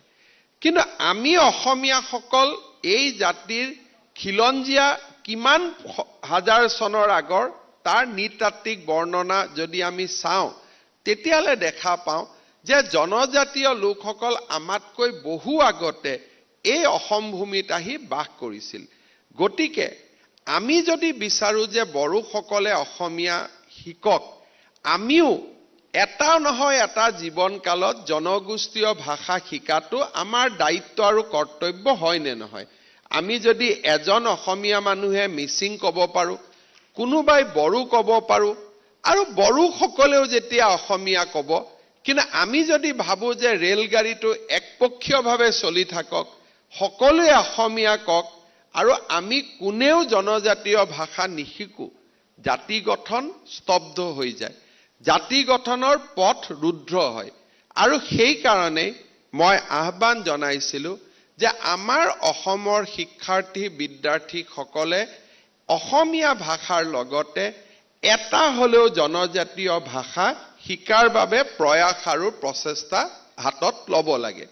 জনজাতীয় সমাজখনক আমাৰ অসমৰ মূল খুঁটিত যেতিয়া আমি সমাহিত কৰি ল'ব পাৰিম, আমাৰ জাতি গঠনৰ প্ৰক্ৰিয়া সুন্দৰ হয়, সাৱলীল হয়, আৰু ই নিৰবিচ্ছিন্নভাৱে চলি যাবৰ বাবে ই আগবাঢ়ি যায়। আজি আমি দেখা পাওঁ যে যোৱা 2 বছৰত আমাৰ চৰকাৰে লোৱা বিভিন্ন প্ৰচেষ্টাই জাতিটোৰ মাজত এটা আত্মবিশ্বাসৰ এটা নতুন ধাৰণা নিৰ্মাণ কৰি উলিয়াইছে। অহা 14 এপ্ৰিলত প্ৰধানমন্ত্ৰী নৰেন্দ্ৰ মোদী ডাঙৰীয়াৰ উদ্যোগত 10,000 ছোৱালীয়ে বা ল'ৰাই, যুৱক যুৱতীয়ে একেলগে বিহু প্ৰদৰ্শন কৰিব, তাক আমি কোনেও কল্পনা কৰিব পৰা নাছিলো। যেতিয়া আমি এই বিষয়টো আমাৰ কেবিনেটত ৰাখিছিলো, প্ৰথম কথা আছিল যে 10,000 ছোৱালী আমি নাচিবৰ কাৰণে ক'ত পাম। কিন্তু আজি যোৱাকালিও মই তেওঁলোকৰ প্ৰদৰ্শন চাইছো, অকল নাচাই নহয়, অত্যন্ত সুন্দৰভাৱে ছোৱালী ল'ৰাসকলে সৰু সজাইত নাচিছে। বিশ্বৰ মান আজি তেওঁলোকে সমগ্ৰ ভাৰতৰ দৃষ্টি আকৰ্ষণ কৰিছে। যোৱা 7 দিনৰ পৰা ভাৰতৰ বিভিন্ন স্থানৰ বিভিন্ন ৰাজনৈতিক, সামাজিক বিভিন্ন কৰ্মীসকলে তেওঁলোকৰ সামাজিক মাধ্যমত বিহুৰ বিষয়ে লিখা পঢ়া দ্ৰুত গতিত বৃদ্ধি কৰিছে। যোৱা পৰহি দিনাখন কৰ্ণাটকৰ পৰা মোলৈকে গামোচা, জাপি আৰু শৰাইৰ ছবি দি মোক শুভেচ্ছা বনাই মোলৈকে মেছেজ আহিছে। তাৰ মানে আজি আপোনালোকে চিন্তা কৰক যে আমি লোৱা এটা সামান্য প্ৰচেষ্টাই আজি সমগ্ৰ ভাৰতবৰ্ষতে আমাৰ জাতিটোৰ ওপৰত নতুনকৈ দৃষ্টি আকৰ্ষণ কৰিছে। এইবাৰ প্ৰথমবাৰৰ বাবে আমি অসমত পাৱাৰলুমৰ গামোচাৰ পৰিৱৰ্তে হেণ্ডলুম গামোচা আমি শিপিনীসকলৰ পৰা ক্ৰয় কৰিছো, আৰু বজাৰতো পাৱাৰলুমৰ গামোচা আমি নোহোৱা কৰি হেণ্ডলুমৰ গামোচা দি আমি অসমৰ হস্ততাঁত বয়ন শিল্পক জীয়াই ৰখাৰ বাবে প্ৰচেষ্টা কৰিছো। এই সকলো ব্যৱস্থাই আজি আমাৰ জাতিটোৰ মাজত এক নতুন চেতনাৰ সৃষ্টি কৰিছে। আজি আমি যোৱা বছৰ আৰম্ভ কৰিছিলো যে বিহু সমিতিসমূহক আমি অকণমান কৰি সহায়ৰ হাত আগবঢ়াম। যোৱাবাৰ আমি অসমৰ 1265খন বহাগ বিহুলৈ আমি 1.5 লাখ টকাকৈ আগবঢ়াইছো, আৰু এইবাৰ আমি 2114খন বহাগ বিহুলৈ আমি এই বিহুৰ সাহায্য আমি আগবঢ়াইছো। এতিয়া আমি চিন্তা কৰিব লাগিব যে আমাৰ কৰণীয় আৰু কৰ্তব্য কি। জাতি গঠনৰ প্ৰক্ৰিয়া যেতিয়া আমি আগবাঢ়ি যাম, জাতিয়ে নিজৰ ভৰিৰ ওপৰত থিয় হোৱাৰ এটা প্ৰচণ্ড আত্মবিশ্বাস আমি নিৰ্মাণ কৰিব লাগিব। মই বিহু সমিতিবিলাকক বিনম্ৰতাৰে সৈতে আহ্বান জনাম যে বহাগ বিহুক আমি কেতিয়াও মদ আৰু চান্দা সংস্কৃতিৰ লগত জড়িত কৰি দিব নালাগে। এই ব্যৱস্থাটোৱে বিশ্বৰ দৰবাৰত আমাৰ জাতিটোক এক তুলুঙা জাতিলৈকে পৰিৱৰ্তন কৰে।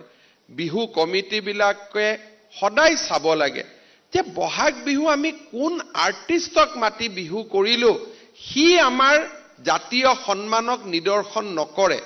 আমাৰ নৱপ্ৰজন্মক অসমৰ কৃষ্টি সংস্কৃতিৰ বিষয়ে আমি জনাব পাৰিলো নে নাই?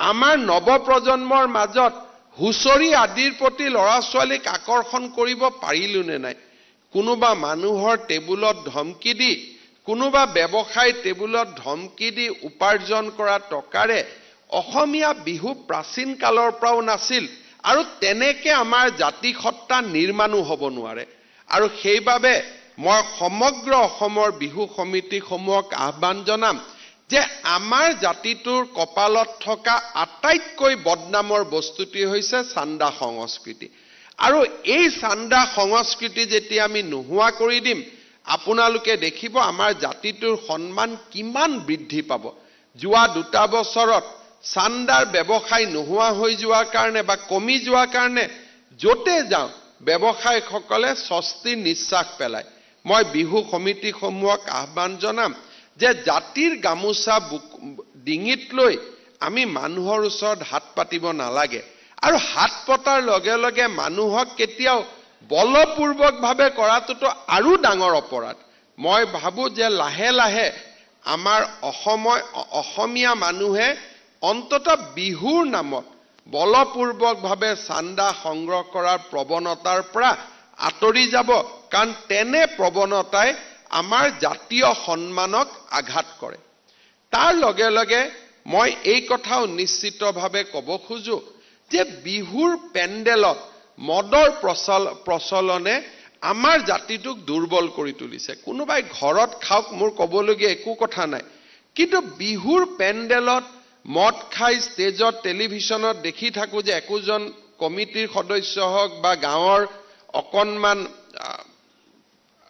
প্ৰভাৱী ব্যক্তিয়ে হওক মদ খাই ঢলং পটং কৰি মঞ্চত যিটো উঠি যোৱাৰ চিত্ৰ আমি দেখা পাওঁ এনেকুৱাই মানুহৰ ড্ৰয়িং ৰুমত বিশেষকৈ অনা অসমীয়া মানুহসকলৰ চকুত আমি বৰ হেয় প্ৰমাণিত হওঁ যে আমাৰ জাতিটো এনেকুৱাই নেকি মদ খোৱাক আমিও বাধা নিদিওঁ দোকানটো আমিয়ে খুলি ৰাখিছো কিন্তু তাৰ স্থান কাল পাত্ৰ জনাটো খুব প্ৰয়োজনীয় আৰু মানুহৰ মাজত এটা বিশ্বাস হ'ব লাগে যে চান্দা তোলা টকাৰে এওঁলোকে মদ খোৱা নাই এই বিশ্বাসটো মানুহৰ হলে মানুহে বিহুৰ চান্দা নিজে নিজে দিব কিন্তু যেতিয়া মানুহে ভাবে চান্দা তোলা টকাৰে অমুকে মদ খাইছে তেতিয়া মানুহে কিয় চান্দা দিব মদ খোৱাৰ কাৰণেতো চান্দা নিদিব বিহুৰ কাৰণে চান্দা দিব সেই কাৰণে আমাৰ এই বস্তুটোৰ লগত কেনেকে আমি দূৰত আহিব পাৰো অন্ততঃ বিহু পেণ্ডেলত কমিটিৰ বিহুৰ সভাপতি হোৱা মানে আপোনালোকে জাতীয় সন্মানৰ দায়িত্ব লোৱা হল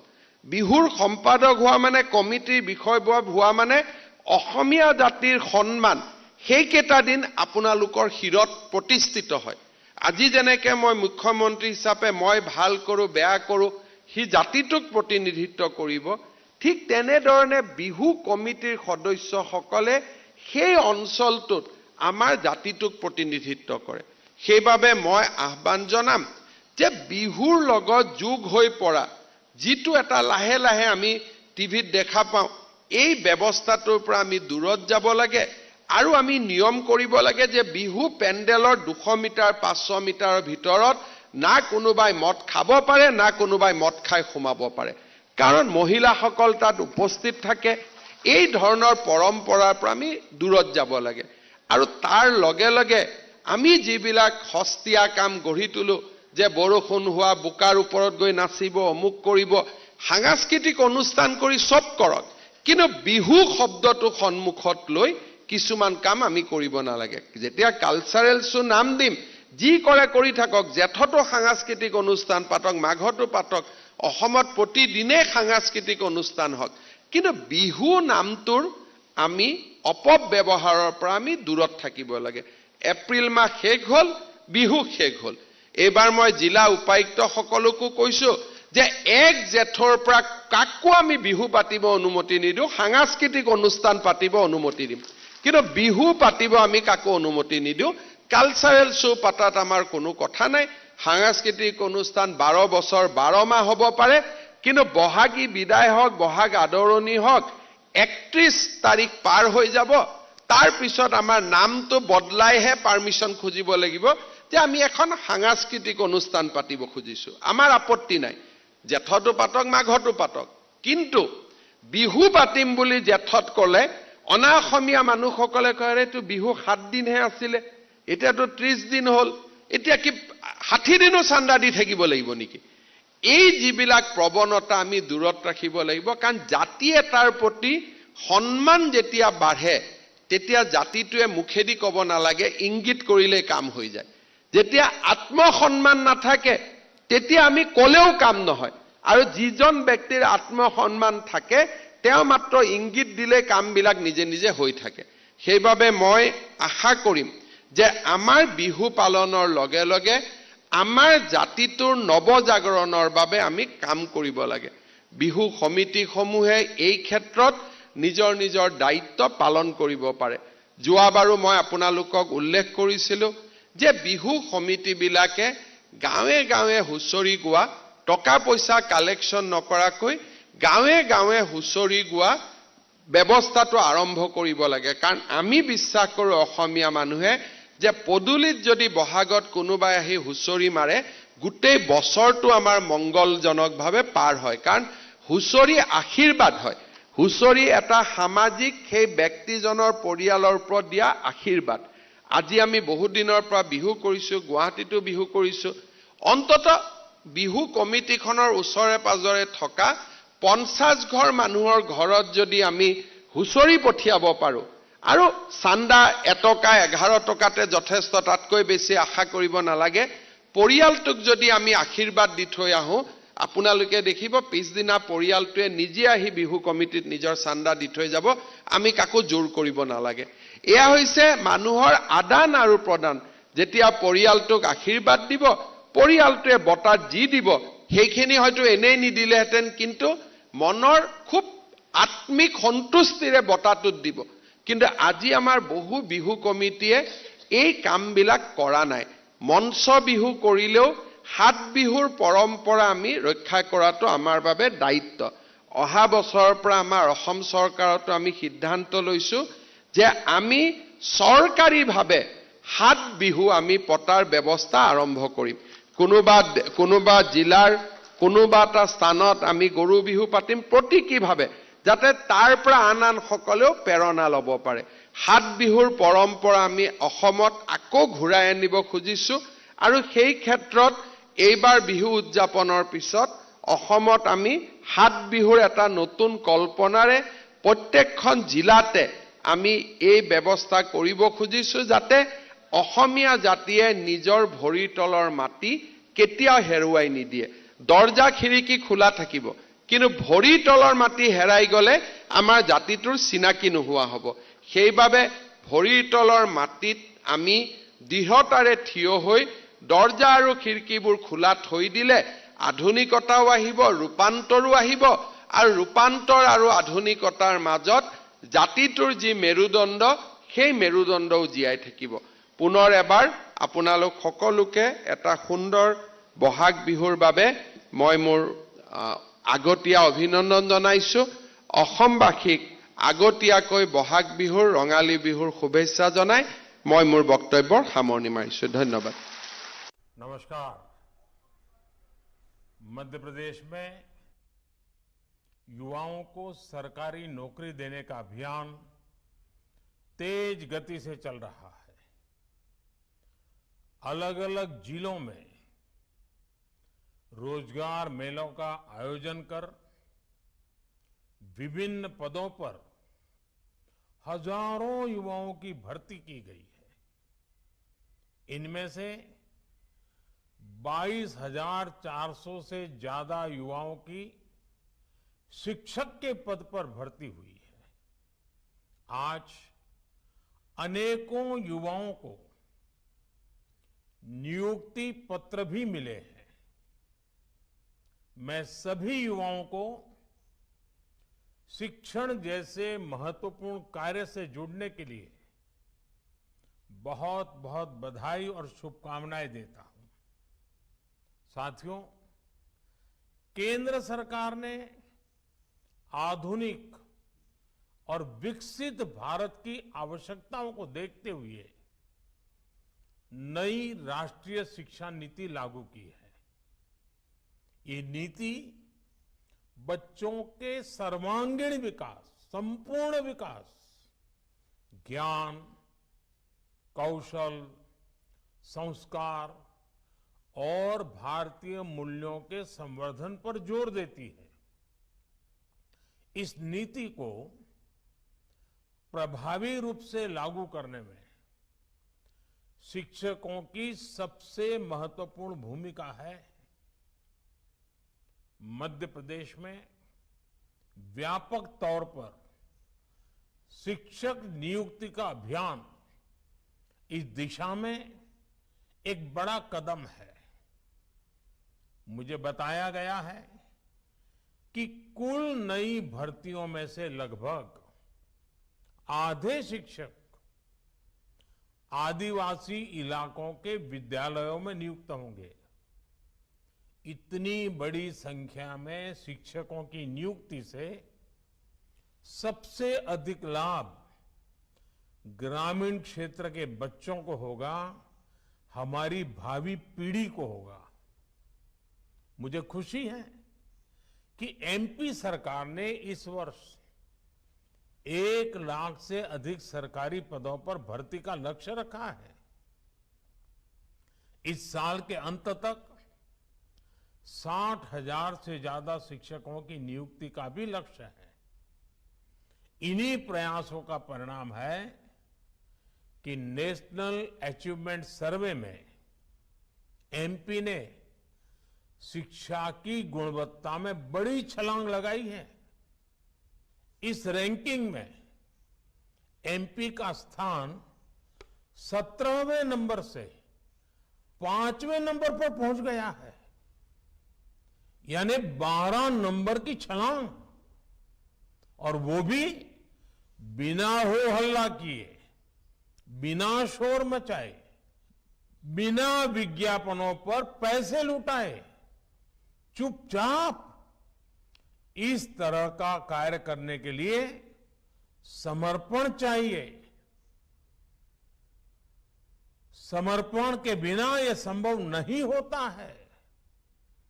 एक प्रकार से साधना भाव चाहिए, शिक्षा के प्रति भक्ति भाव चाहिए। मैं मध्य प्रदेश के विद्यार्थियों को, मध्य प्रदेश के सभी शिक्षकों को, एमपी सरकार को शिक्षा के क्षेत्र में इस महत्वपूर्ण सिद्धि के लिए और इस मौन साधना के लिए बहुत बहुत बधाई देता हूं।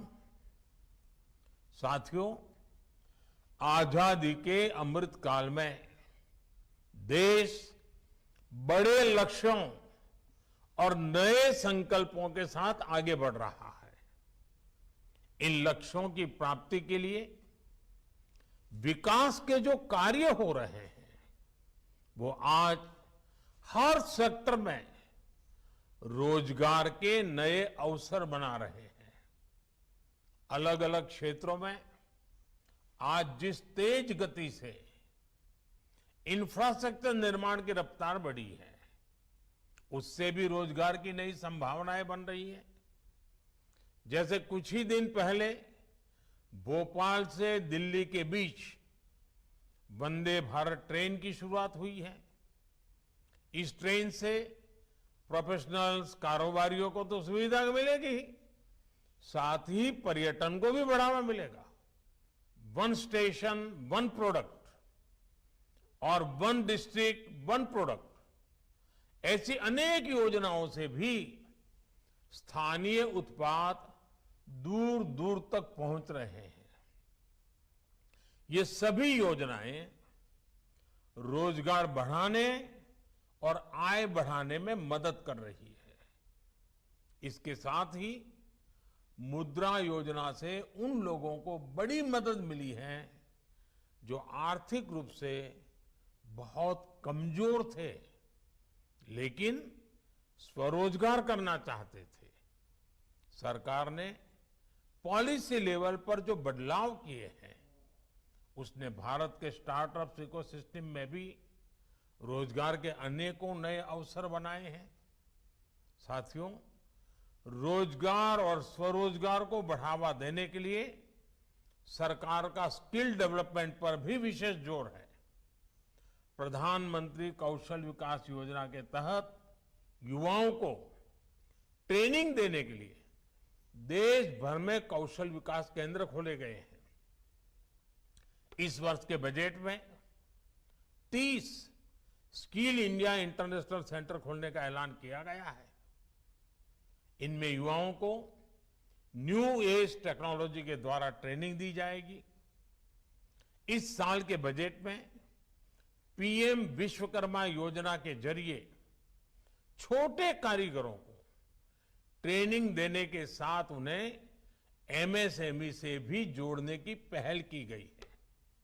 साथियों, एमपी में जिन हजारों शिक्षकों की नियुक्ति हुई है, उन्हें मैं एक और बात कहना चाहता हूं। आप अपने पिछले 10-15 वर्ष के जीवन को देखिए। आप पाएंगे कि जिन लोगों ने आपके जीवन में सबसे ज्यादा प्रभाव डाला, उनमें आपकी माताजी और आपके शिक्षक जरूर है। जिस तरह से ये आपके हृदय में है, आपके शिक्षक आपके हृदय में है, वैसे ही आपको अपने विद्यार्थियों के दिल में जगह बनानी है। आपको इस बात का हमेशा ध्यान रखना है कि आपकी शिक्षा देश का सिर्फ वर्तमान ही नहीं, बल्कि भविष्य भी संवारेगी। आपकी दी गई शिक्षा सिर्फ एक विद्यार्थी में ही नहीं, बल्कि समाज में भी परिवर्तन लाएगी। आप जिन मूल्यों को आगे बढ़ाएंगे, वो सिर्फ आज की पीढ़ी के ही नहीं, बल्कि आने वाली कई पीढ़ियों पर सकारात्मक प्रभाव पैदा करेगी। मुझे पूरा विश्वास है कि बच्चों की शिक्षा और उनके संपूर्ण विकास के लिए आप हमेशा समर्पित रहिएगा। और एक बात मैं हमेशा मेरे लिए कहता हूं, मैं हमेशा कहता हूं कि मैं मेरे भीतर के विद्यार्थी को कभी मरने नहीं देता हूं। आप शिक्षक भले हैं, लेकिन आपके भीतर के विद्यार्थी को हमेशा जागृत रखिए, हमेशा चेतनवंत रखिए। आपके भीतर का विद्यार्थी ही आपको जीवन की अनेक नई ऊंचाइयों पर पहुंचाएगा। एक बार फिर आप सबको मेरी बहुत बहुत बधाई है, बहुत बहुत शुभकामनाएं हैं। धन्यवाद।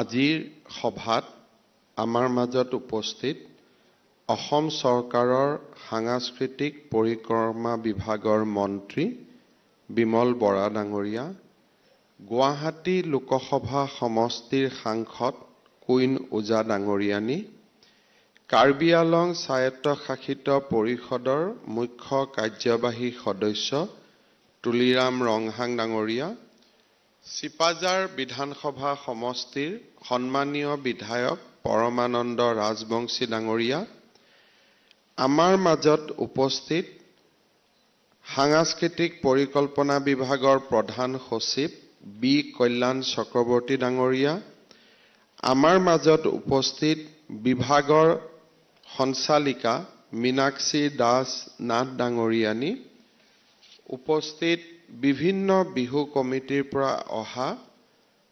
বিষয়ববীয়াসকল আৰু সন্মানীয় সুধীবৃন্দ, পোনপ্ৰথমে মই সমূহ অসমবাসীক অসমীয়া নৱবৰ্ষ আৰু ৰঙালী বিহুৰ হিয়া ভৰা শুভেচ্ছা জনাইছো। আজিৰ সভাত আমি মুখ্যতঃ কামৰূপ মহানগৰ, দৰং, নলবাৰী আদি নিকটৱৰ্তী জিলাসমূহৰ বিহু সমিতিৰ বিষয়ববীয়াসকলক নিমন্ত্ৰণ কৰিছো।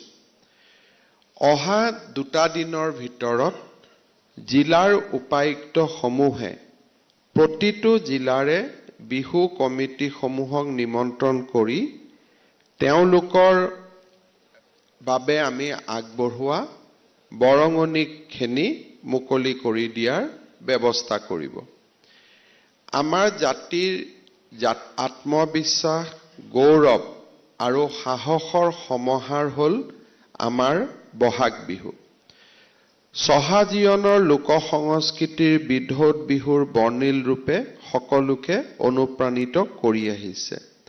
বসন্তকালীন এই উৎসৱৰ লগত জড়িত আছে প্ৰকৃতিৰ সৈতে মানুহৰ আত্মিক সম্পৰ্ক, য'ত প্ৰতিফলিত হয় লোক জীৱনৰ বিভিন্ন ৰংসমূহ। কলাগুৰু বিষ্ণুপ্ৰসাদ ৰাভাই বিহুৰ বিষয়ে কৈছিল, জীৱৰ যাত্ৰাৰ ঘাট প্ৰতিঘাতত যেনেকৈ কৃষ্টিৰ ৰূপান্তৰ হয়, সংস্কৃতিৰ আলম লৈ জীৱন যাত্ৰা তেনেকে আগুৱাই যায়। গতিকে জীৱন যাত্ৰাৰ লগত কৃষ্টি সংস্কৃতি ওতঃপ্ৰোতভাৱে জড়িত। যি জাতিৰ কৃষ্টি সংস্কৃতি গতিশীল নহয়, সেই জাতিৰ জীৱন যাত্ৰাও স্থিৰ হয়। অসমীয়া জাতি যে গতিশীল, সেই কথাৰ উমান পোৱা যায় ৰূপান্তৰমুখী বিহু সংস্কৃতিৰ জৰিয়তে। উদাহৰণস্বৰূপে প্ৰাচীন কালত বিহু আছিল গাঁৱৰ সম্পদ। প্ৰকৃতিৰ ৰম্য কাননত নদীৰ পাৰ অথবা পথাৰৰ মাজৰ প্ৰাকৃতিক ৰংগমঞ্চত বিহু অনুষ্ঠিত হৈছিল। কিন্তু সংস্কৃতিৰ বুৱতী সোঁতত কালক্ৰমে বিহুৱে পথাৰৰ গছৰ তলৰ পৰা মঞ্চলৈ আহিল। তাৰ লগে লগে বিহুৰ স্পন্দন অন্য ৰূপেৰে উদ্ভাসিত হৈ উঠে। মঞ্চই বিহুক দিলে সংস্কৃতিৰ মাজেৰে গণসংযোগ সম্ভৱ কৰি তোলাৰ সাধনা। সেই নব্য পৰম্পৰা ৰক্ষা কৰি আজিও অসমত মঞ্চ বিহু উদযাপিত হৈ আছে। সেই উজ্জ্বল পৰম্পৰাৰ ধাৰক আৰু বাহক হিচাপে অসমত আজি প্ৰায়বোৰ অঞ্চলতে মঞ্চ বিহু উদযাপন হৈ আছে। কিন্তু তাৰ লগে লগে আমাৰ যিটো পৰম্পৰাৰ বিহু, সেই বিহুটোক আমি এক সম্পূৰ্ণ শুদ্ধ ৰূপত কেনেকৈ জীয়াই ৰাখিব পাৰোঁ, তাৰ বিষয়েও আমাৰ চিন্তা কৰাৰ প্ৰয়োজন আছে। মই অকণমান সময় আপোনালোকৰ আগত ৭ বিহুৰ ধাৰণাটোৰ বিষয়ে ক'ব বিচাৰিছোঁ। বিহু অসমৰ সৰ্ববৃহৎ উৎসৱ। ঋতুৰ সৈতে সম্পৰ্কিত বিহু উৎসৱ বসন্তকালীন উৎসৱটোৱে হৈছে বহাগ বিহু বা ৰঙালী বিহু।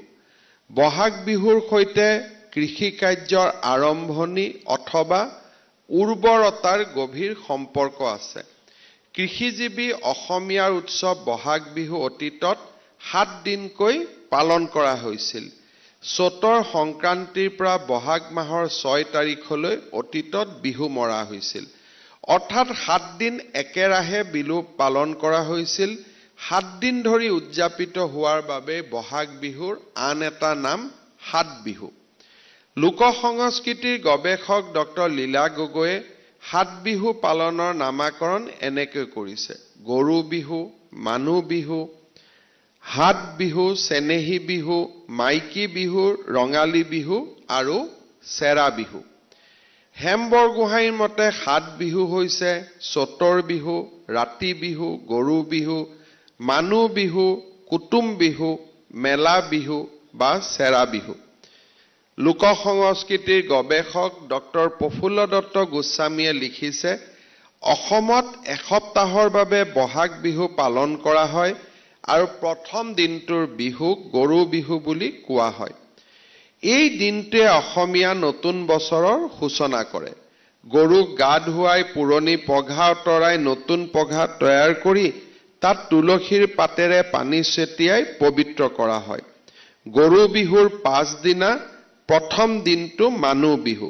এই দিনটোত কনিষ্ঠজনে জ্যেষ্ঠজনক নতুন বস্ত্ৰ, বিশেষকৈ বিহুৱান যাচি সন্মান প্ৰদৰ্শন কৰে।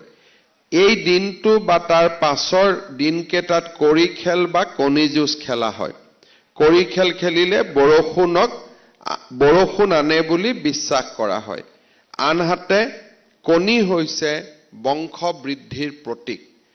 তৃতীয় দিনটো হৈছে গোসাই বিহু। এই দিনটোৰ মূল কাৰ্যসূচী হৈছে নামঘৰত প্ৰাৰ্থনা কৰা। তাৰ পৰৱৰ্তী দিনকেইটাত হুঁচৰি, বিহু নাচ আৰু গীত পৰিৱেশন কৰা হয়। বিহু নৃত্যৰ সৈতে ঢোল, পেঁপা, গগনা, টকা, সুতুলি আদি লোকবাদ্য পৰিৱেশন কৰা হয়। 7 দিনৰ অন্তত যেতিয়া হুঁচৰি গোৱা অন্ত হয়, সেইদিনাই বিহু উৰুৱাই বিহুক আনুষ্ঠানিকভাৱে বিদায় জনোৱা হয়। এই 7 বিহুৰ নামাকৰণ যিয়ে নহওক কিয় অতীতত 7 দিনলৈহে বিহু উদযাপিত হৈছিল। বিহু 7 দিনীয়াকৈ কিয় পালন হয় তাৰো যুক্তিযুক্ততা আছিল।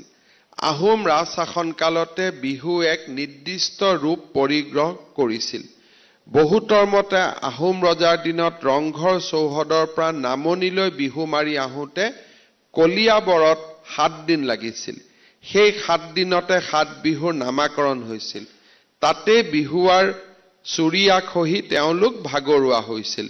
তাৰ পৰা তেওঁলোকে বিহু মাৰিবলৈ মন নকৰি বিহু সামৰিছিল। সেয়াই হ'ল চেৰা বিহু। চেৰা মানে সৰু বা শেষ বিহু। আমাৰ জনগোষ্ঠীয় লোকসকলেও নিজা নিজা ধাৰণাৰে বিহু পালন কৰে। এই উৎসৱক নিজে দিয়া নামেৰে পৰিচয় তেওঁলোকে দাঙি আহিছে। উদাহৰণস্বৰূপে বহাগ বিহুক বড়োসকলে বৈশাগু বোলে, দেউৰীসকলে এই বিহুক বিচু, ৰাভাসকলে বৈশু বুলি কয়, ডিমাচাসকলে বুচু, টাইসকলে পয়হু, বৈহু, বয়হু আৰু বিহু বুলি কয়। এই বসন্তকালীন উৎসৱটো যিহেতু ঘাইকৈ ৰং ৰইজ কৰা হয়, সেইবাবে বিহু শব্দটো আনন্দ কৰাৰ সমৰ্থক স্বৰূপেও অসমীয়া ভাষাত ব্যৱহাৰ কৰা হয়। বিহুৰ লগত আমাৰ জড়িত হৈ আছে বিহুৱান গামোচাখন। ডক্টৰ প্ৰফুল্ল দত্ত গোস্বামীৰ মতে মানুহে বিহুৰ দিনাখন কনিষ্ঠজনে জ্যেষ্ঠজনক বিহু নাম যাচি প্ৰদৰ্শন কৰে। ডক্টৰ লীলা গগৈৰ মতে আহোম ৰজাৰ ৰাজত্বৰ দিনৰ পৰা গামোচাৰ ব্যৱহাৰ আছিল। বিহু নৃত্য পৰিৱেশনত বিহুৱাই মূৰৰ আৰু কপালত গামোচা মেৰিয়াই লয়। গামোচাই আজিও স্বকীয় বৈশিষ্ট্যৰে নিজক উদ্ভাসিত কৰি অসমীয়া জাতিৰ সংস্কৃতিক প্ৰতিনিধিত্ব কৰে। অসমীয়া গামোচাৰ প্ৰায় 10টা বিভিন্ন প্ৰকাৰ সাংস্কৃতিক পণ্ডিতসকলে বিচাৰি উলিয়াইছে। গোসাঁই ঘৰৰ থাপনা, আসন, ধৰ্মীয় গ্ৰন্থ, মণিকূটত ব্যৱহাৰ কৰা গামোচাখনৰ নাম হ'ল গোসাঁই গামোচা। অসমীয়া জনজীৱনত সবাতোকৈ আদৰণীয় সম্ভাষণমূলক বিহু গামোচাখন হ'ল বা গামোচাখনৰ নাম হ'ল বিহুৱান। সাধাৰণভাৱে বোৱা আৰু দৈনন্দিন কাৰ্যত উপযোগীখন হ'ল উকা গামোচা। 4 হাত মান দীঘল, 2.5 হাত মান বহল আনাকাটা গামোচা সকাম, পূজা, পাৰ্বণ আদিত পুৰুষ মহিলা উভয়ে কান্ধত বা ডিঙিত ওলমাই লোৱা কপাহী সূতাৰে বোৱা হাচতি, মোটা মজলীয়া কেঁচা সূতাৰ প্ৰয়োগ কৰি বোৱা তিয়নি গামোচা, ৰঙা সূতাৰে সৰু সৰু ফুল দি কপাহী সূতাৰে বোৱা বা সৰু সৰু বুটা দি বোৱা তামোল গামোচা, অসমীয়া জাতিৰ প্ৰতীক স্বৰূপ উন্নত মানৰ কপাহী পাট সূতাৰে বোৱা ফুলাম গামোচা, সুন্দৰ চানেকিৰে কপাহী পাট, লুধিয়ানা, মুগা সূতাৰে 2 মূৰে ফুল তোলাৰ উপৰিও গোটেই গামোচাখনকে ফুল বা আঁচু দি বৈ লোৱা দৰা বৰণৰ গামোচা, ৰঙা পাট বা কপাহী সূতাৰে বোৱা টঙালী গামোচা অসমীয়া বস্ত্ৰৰ চহকী সম্পদ। গামোচাক লৈ আমি যেতিয়া বিতৰ্ক কৰোঁ, সেই সময়ত গামোচাৰ উপকাৰিতা আৰু গামোচাৰ বিভিন্ন প্ৰণালী জনা আমাৰ বাবে বহুত প্ৰয়োজনীয়। উকা গামোচাখন আমি সাধাৰণভাৱে ব্যৱহাৰ কৰোঁ। গামোচাত ব্যৱহাৰ কৰোঁ, সি কেতিয়াবা বিভিন্ন স্থানত থাকিব, কাৰণ উকা গামোচাখন আমাৰ সম্ভাষণৰ প্ৰতীক নহয়। সেইবাবে কেতিয়াবা ছ'চিয়েল মিডিয়াত গামোচা এখন ক'ৰবাত থকা দেখিলেই আমি যিটো হুলস্থুল লগাই দিওঁ, তাৰ আগতে আমি বাছি উলিয়াব লাগে যে গামোচাখন বিহুৱান, গোসাঁই গামোচা নে উকা গামোচা। উকা গামোচা পৰম্পৰাগতভাৱে গ্ৰাম্য জীৱনত আমি দৈনন্দিন কামৰ বাবে ব্যৱহাৰ কৰোঁ। বহুতে গামোচাখন তলত পিন্ধিও ৰাখে, কিছুমানে গামোচাখন দি গা মুছে, গামোচাখন দি বিভিন্ন ধৰণৰ কাম দৈনন্দিন জীৱনত সমাধান কৰা হয়। সেইবাবে ইয়াক দৈনন্দিন কাৰ্যৰ বাবে ব্যৱহাৰ উকা গামোচা বুলি কোৱা হৈছে। সেইবাবে আমি গামোচাতকৈ বিহুৱান আৰু গামোচাৰ মাজৰ পাৰ্থক্য, গোসাঁই গামোচাৰ পাৰ্থক্য, আনাকাটা গামোচাৰ পাৰ্থক্য, তিয়নি তামোল গামোচা, ফুলাম গামোচা, দৰা বৰণৰ গামোচা, টঙালী গামোচাৰ বিষয়ে আমি বুজা উচিত। আমাৰ নতুন প্ৰজন্মই এই গোটেই গামোচাবিধ কতো নেদেখাৰ বাবে নতুন প্ৰজন্মই সাধাৰণতে কোনোবা এখন গামোচা কি ধৰণে ব্যৱহাৰ কৰা হয় তাৰ ব্যৱহাৰ নজনা বাবে আমি কিছু ক্ষেত্ৰত প্ৰয়োজনীয়তকৈ অধিক প্ৰতিক্ৰিয়া প্ৰকাশ কৰোঁ। এইবিলাকৰ বিষয়ে মই কিয় কৈছো আপোনালোকৰ আগত, তাৰ বিষয়ে মই অকণমান পিছত দাঙি ধৰিম। অসমৰ সকলো জাতি জনগোষ্ঠীৰ বাবে গামোচাখন স্বাভাৱিকভাৱে সন্মানৰ প্ৰতীক আৰু আন আন জনগোষ্ঠীসমূহেও গামোচাৰ আকাৰত বা গামোচাৰ প্ৰেৰণাত বা গামোচাৰ দৰে নিজৰ নিজৰ জাতীয় বস্ত্ৰ নিৰ্মাণ কৰি উলিয়াইছে। বড়োসকলে ডিঙিত পৰিৱেশন কৰা সেউজীয়া, বেঙুনীয়া, ৰঙা, নীলা, হালধীয়া, কমলা, বগা আদি হাতুৰঙী সূতাৰ অপূৰ্ব সৃষ্টি আৰণাইখনে বড়ো শিপিনীসকলৰ তাঁত শিল্পৰ সুন্দৰ আৰু অসাধাৰণ কাৰিকৰী নিদৰ্শন দাঙি ধৰে। হালধীয়া আঁচোৰে বোৱা, দুই কাষে হালধীয়া সূতাৰে পাৰি দি বোৱা কোচ ৰাজবংশীসকলৰ গামোচা আওচাই আমাৰ অসমীয়া সমাজৰ সংস্কৃতিৰ ভঁৰালটো সমৃদ্ধ কৰিছে। হস্ত তাঁত শিল্প কাৰ্বি জনজীৱনৰ এক অবিচ্ছেদ্য অংগ। কলা, হালধীয়া, নীলা, বগা, সেউজীয়া আদিত সুন্দৰকৈ সৰু বা ডাঙৰকৈ ফুল বচা, জাকত জিলিকা কান্ধত লোৱা, পাগুৰি হিচাপে বান্ধি লোৱা ৰঙীন গামোচাখনক পহ কাৰ্বি সমাজৰ সন্মানৰ প্ৰতীক। শৰণীয়া কছাৰীসকলৰ সাংস্কৃতিক ঐতিহ্যৰ পৰম্পৰা ৰক্ষা কৰা সেউজীয়া ৰঙৰ দুইফালে বগা সূতাৰে সুন্দৰভাৱে বুটা বাছি ফুল তুলি বৈ লোৱা গামোচাখনৰ নাম তেওঁলোকে মুক্সা বুলি ব্যৱহাৰ কৰে আৰু ই জনগোষ্ঠীটোৰ বয়ন শিল্পৰ অপূৰ্ব চানেকি দাঙি ধৰে।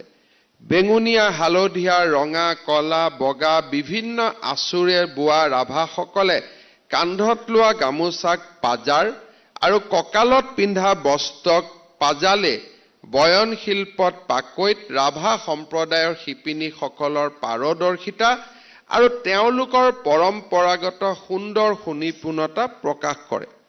অতি সুন্দৰ হালধীয়া, ৰঙা, কমলা, সেউজীয়া আদি ৰঙৰ সূতাৰে সুন্দৰকৈ সৰু সৰু ফুল বা বুটা দিয়া ডিমাচা জনগোষ্ঠীৰ কান্ধত লোৱা গামোচা ৰিচা বিয়া বা যিকোনো ধৰ্মীয় সাংস্কৃতিক অনুষ্ঠানত অতি সন্মানসূচকভাৱে ব্যৱহাৰ কৰা হয়।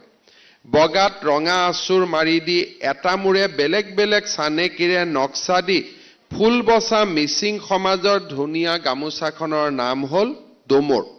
বগা, হালধীয়া, কলা আদি ৰঙেৰে বোৱা এই সুন্দৰ গামোচাই মিচিং বয়ন শিল্পৰ উৎকৃষ্টতা আৰু শিপিনীসকলৰ দক্ষতাৰ স্পষ্ট প্ৰমাণ দাঙি ধৰে।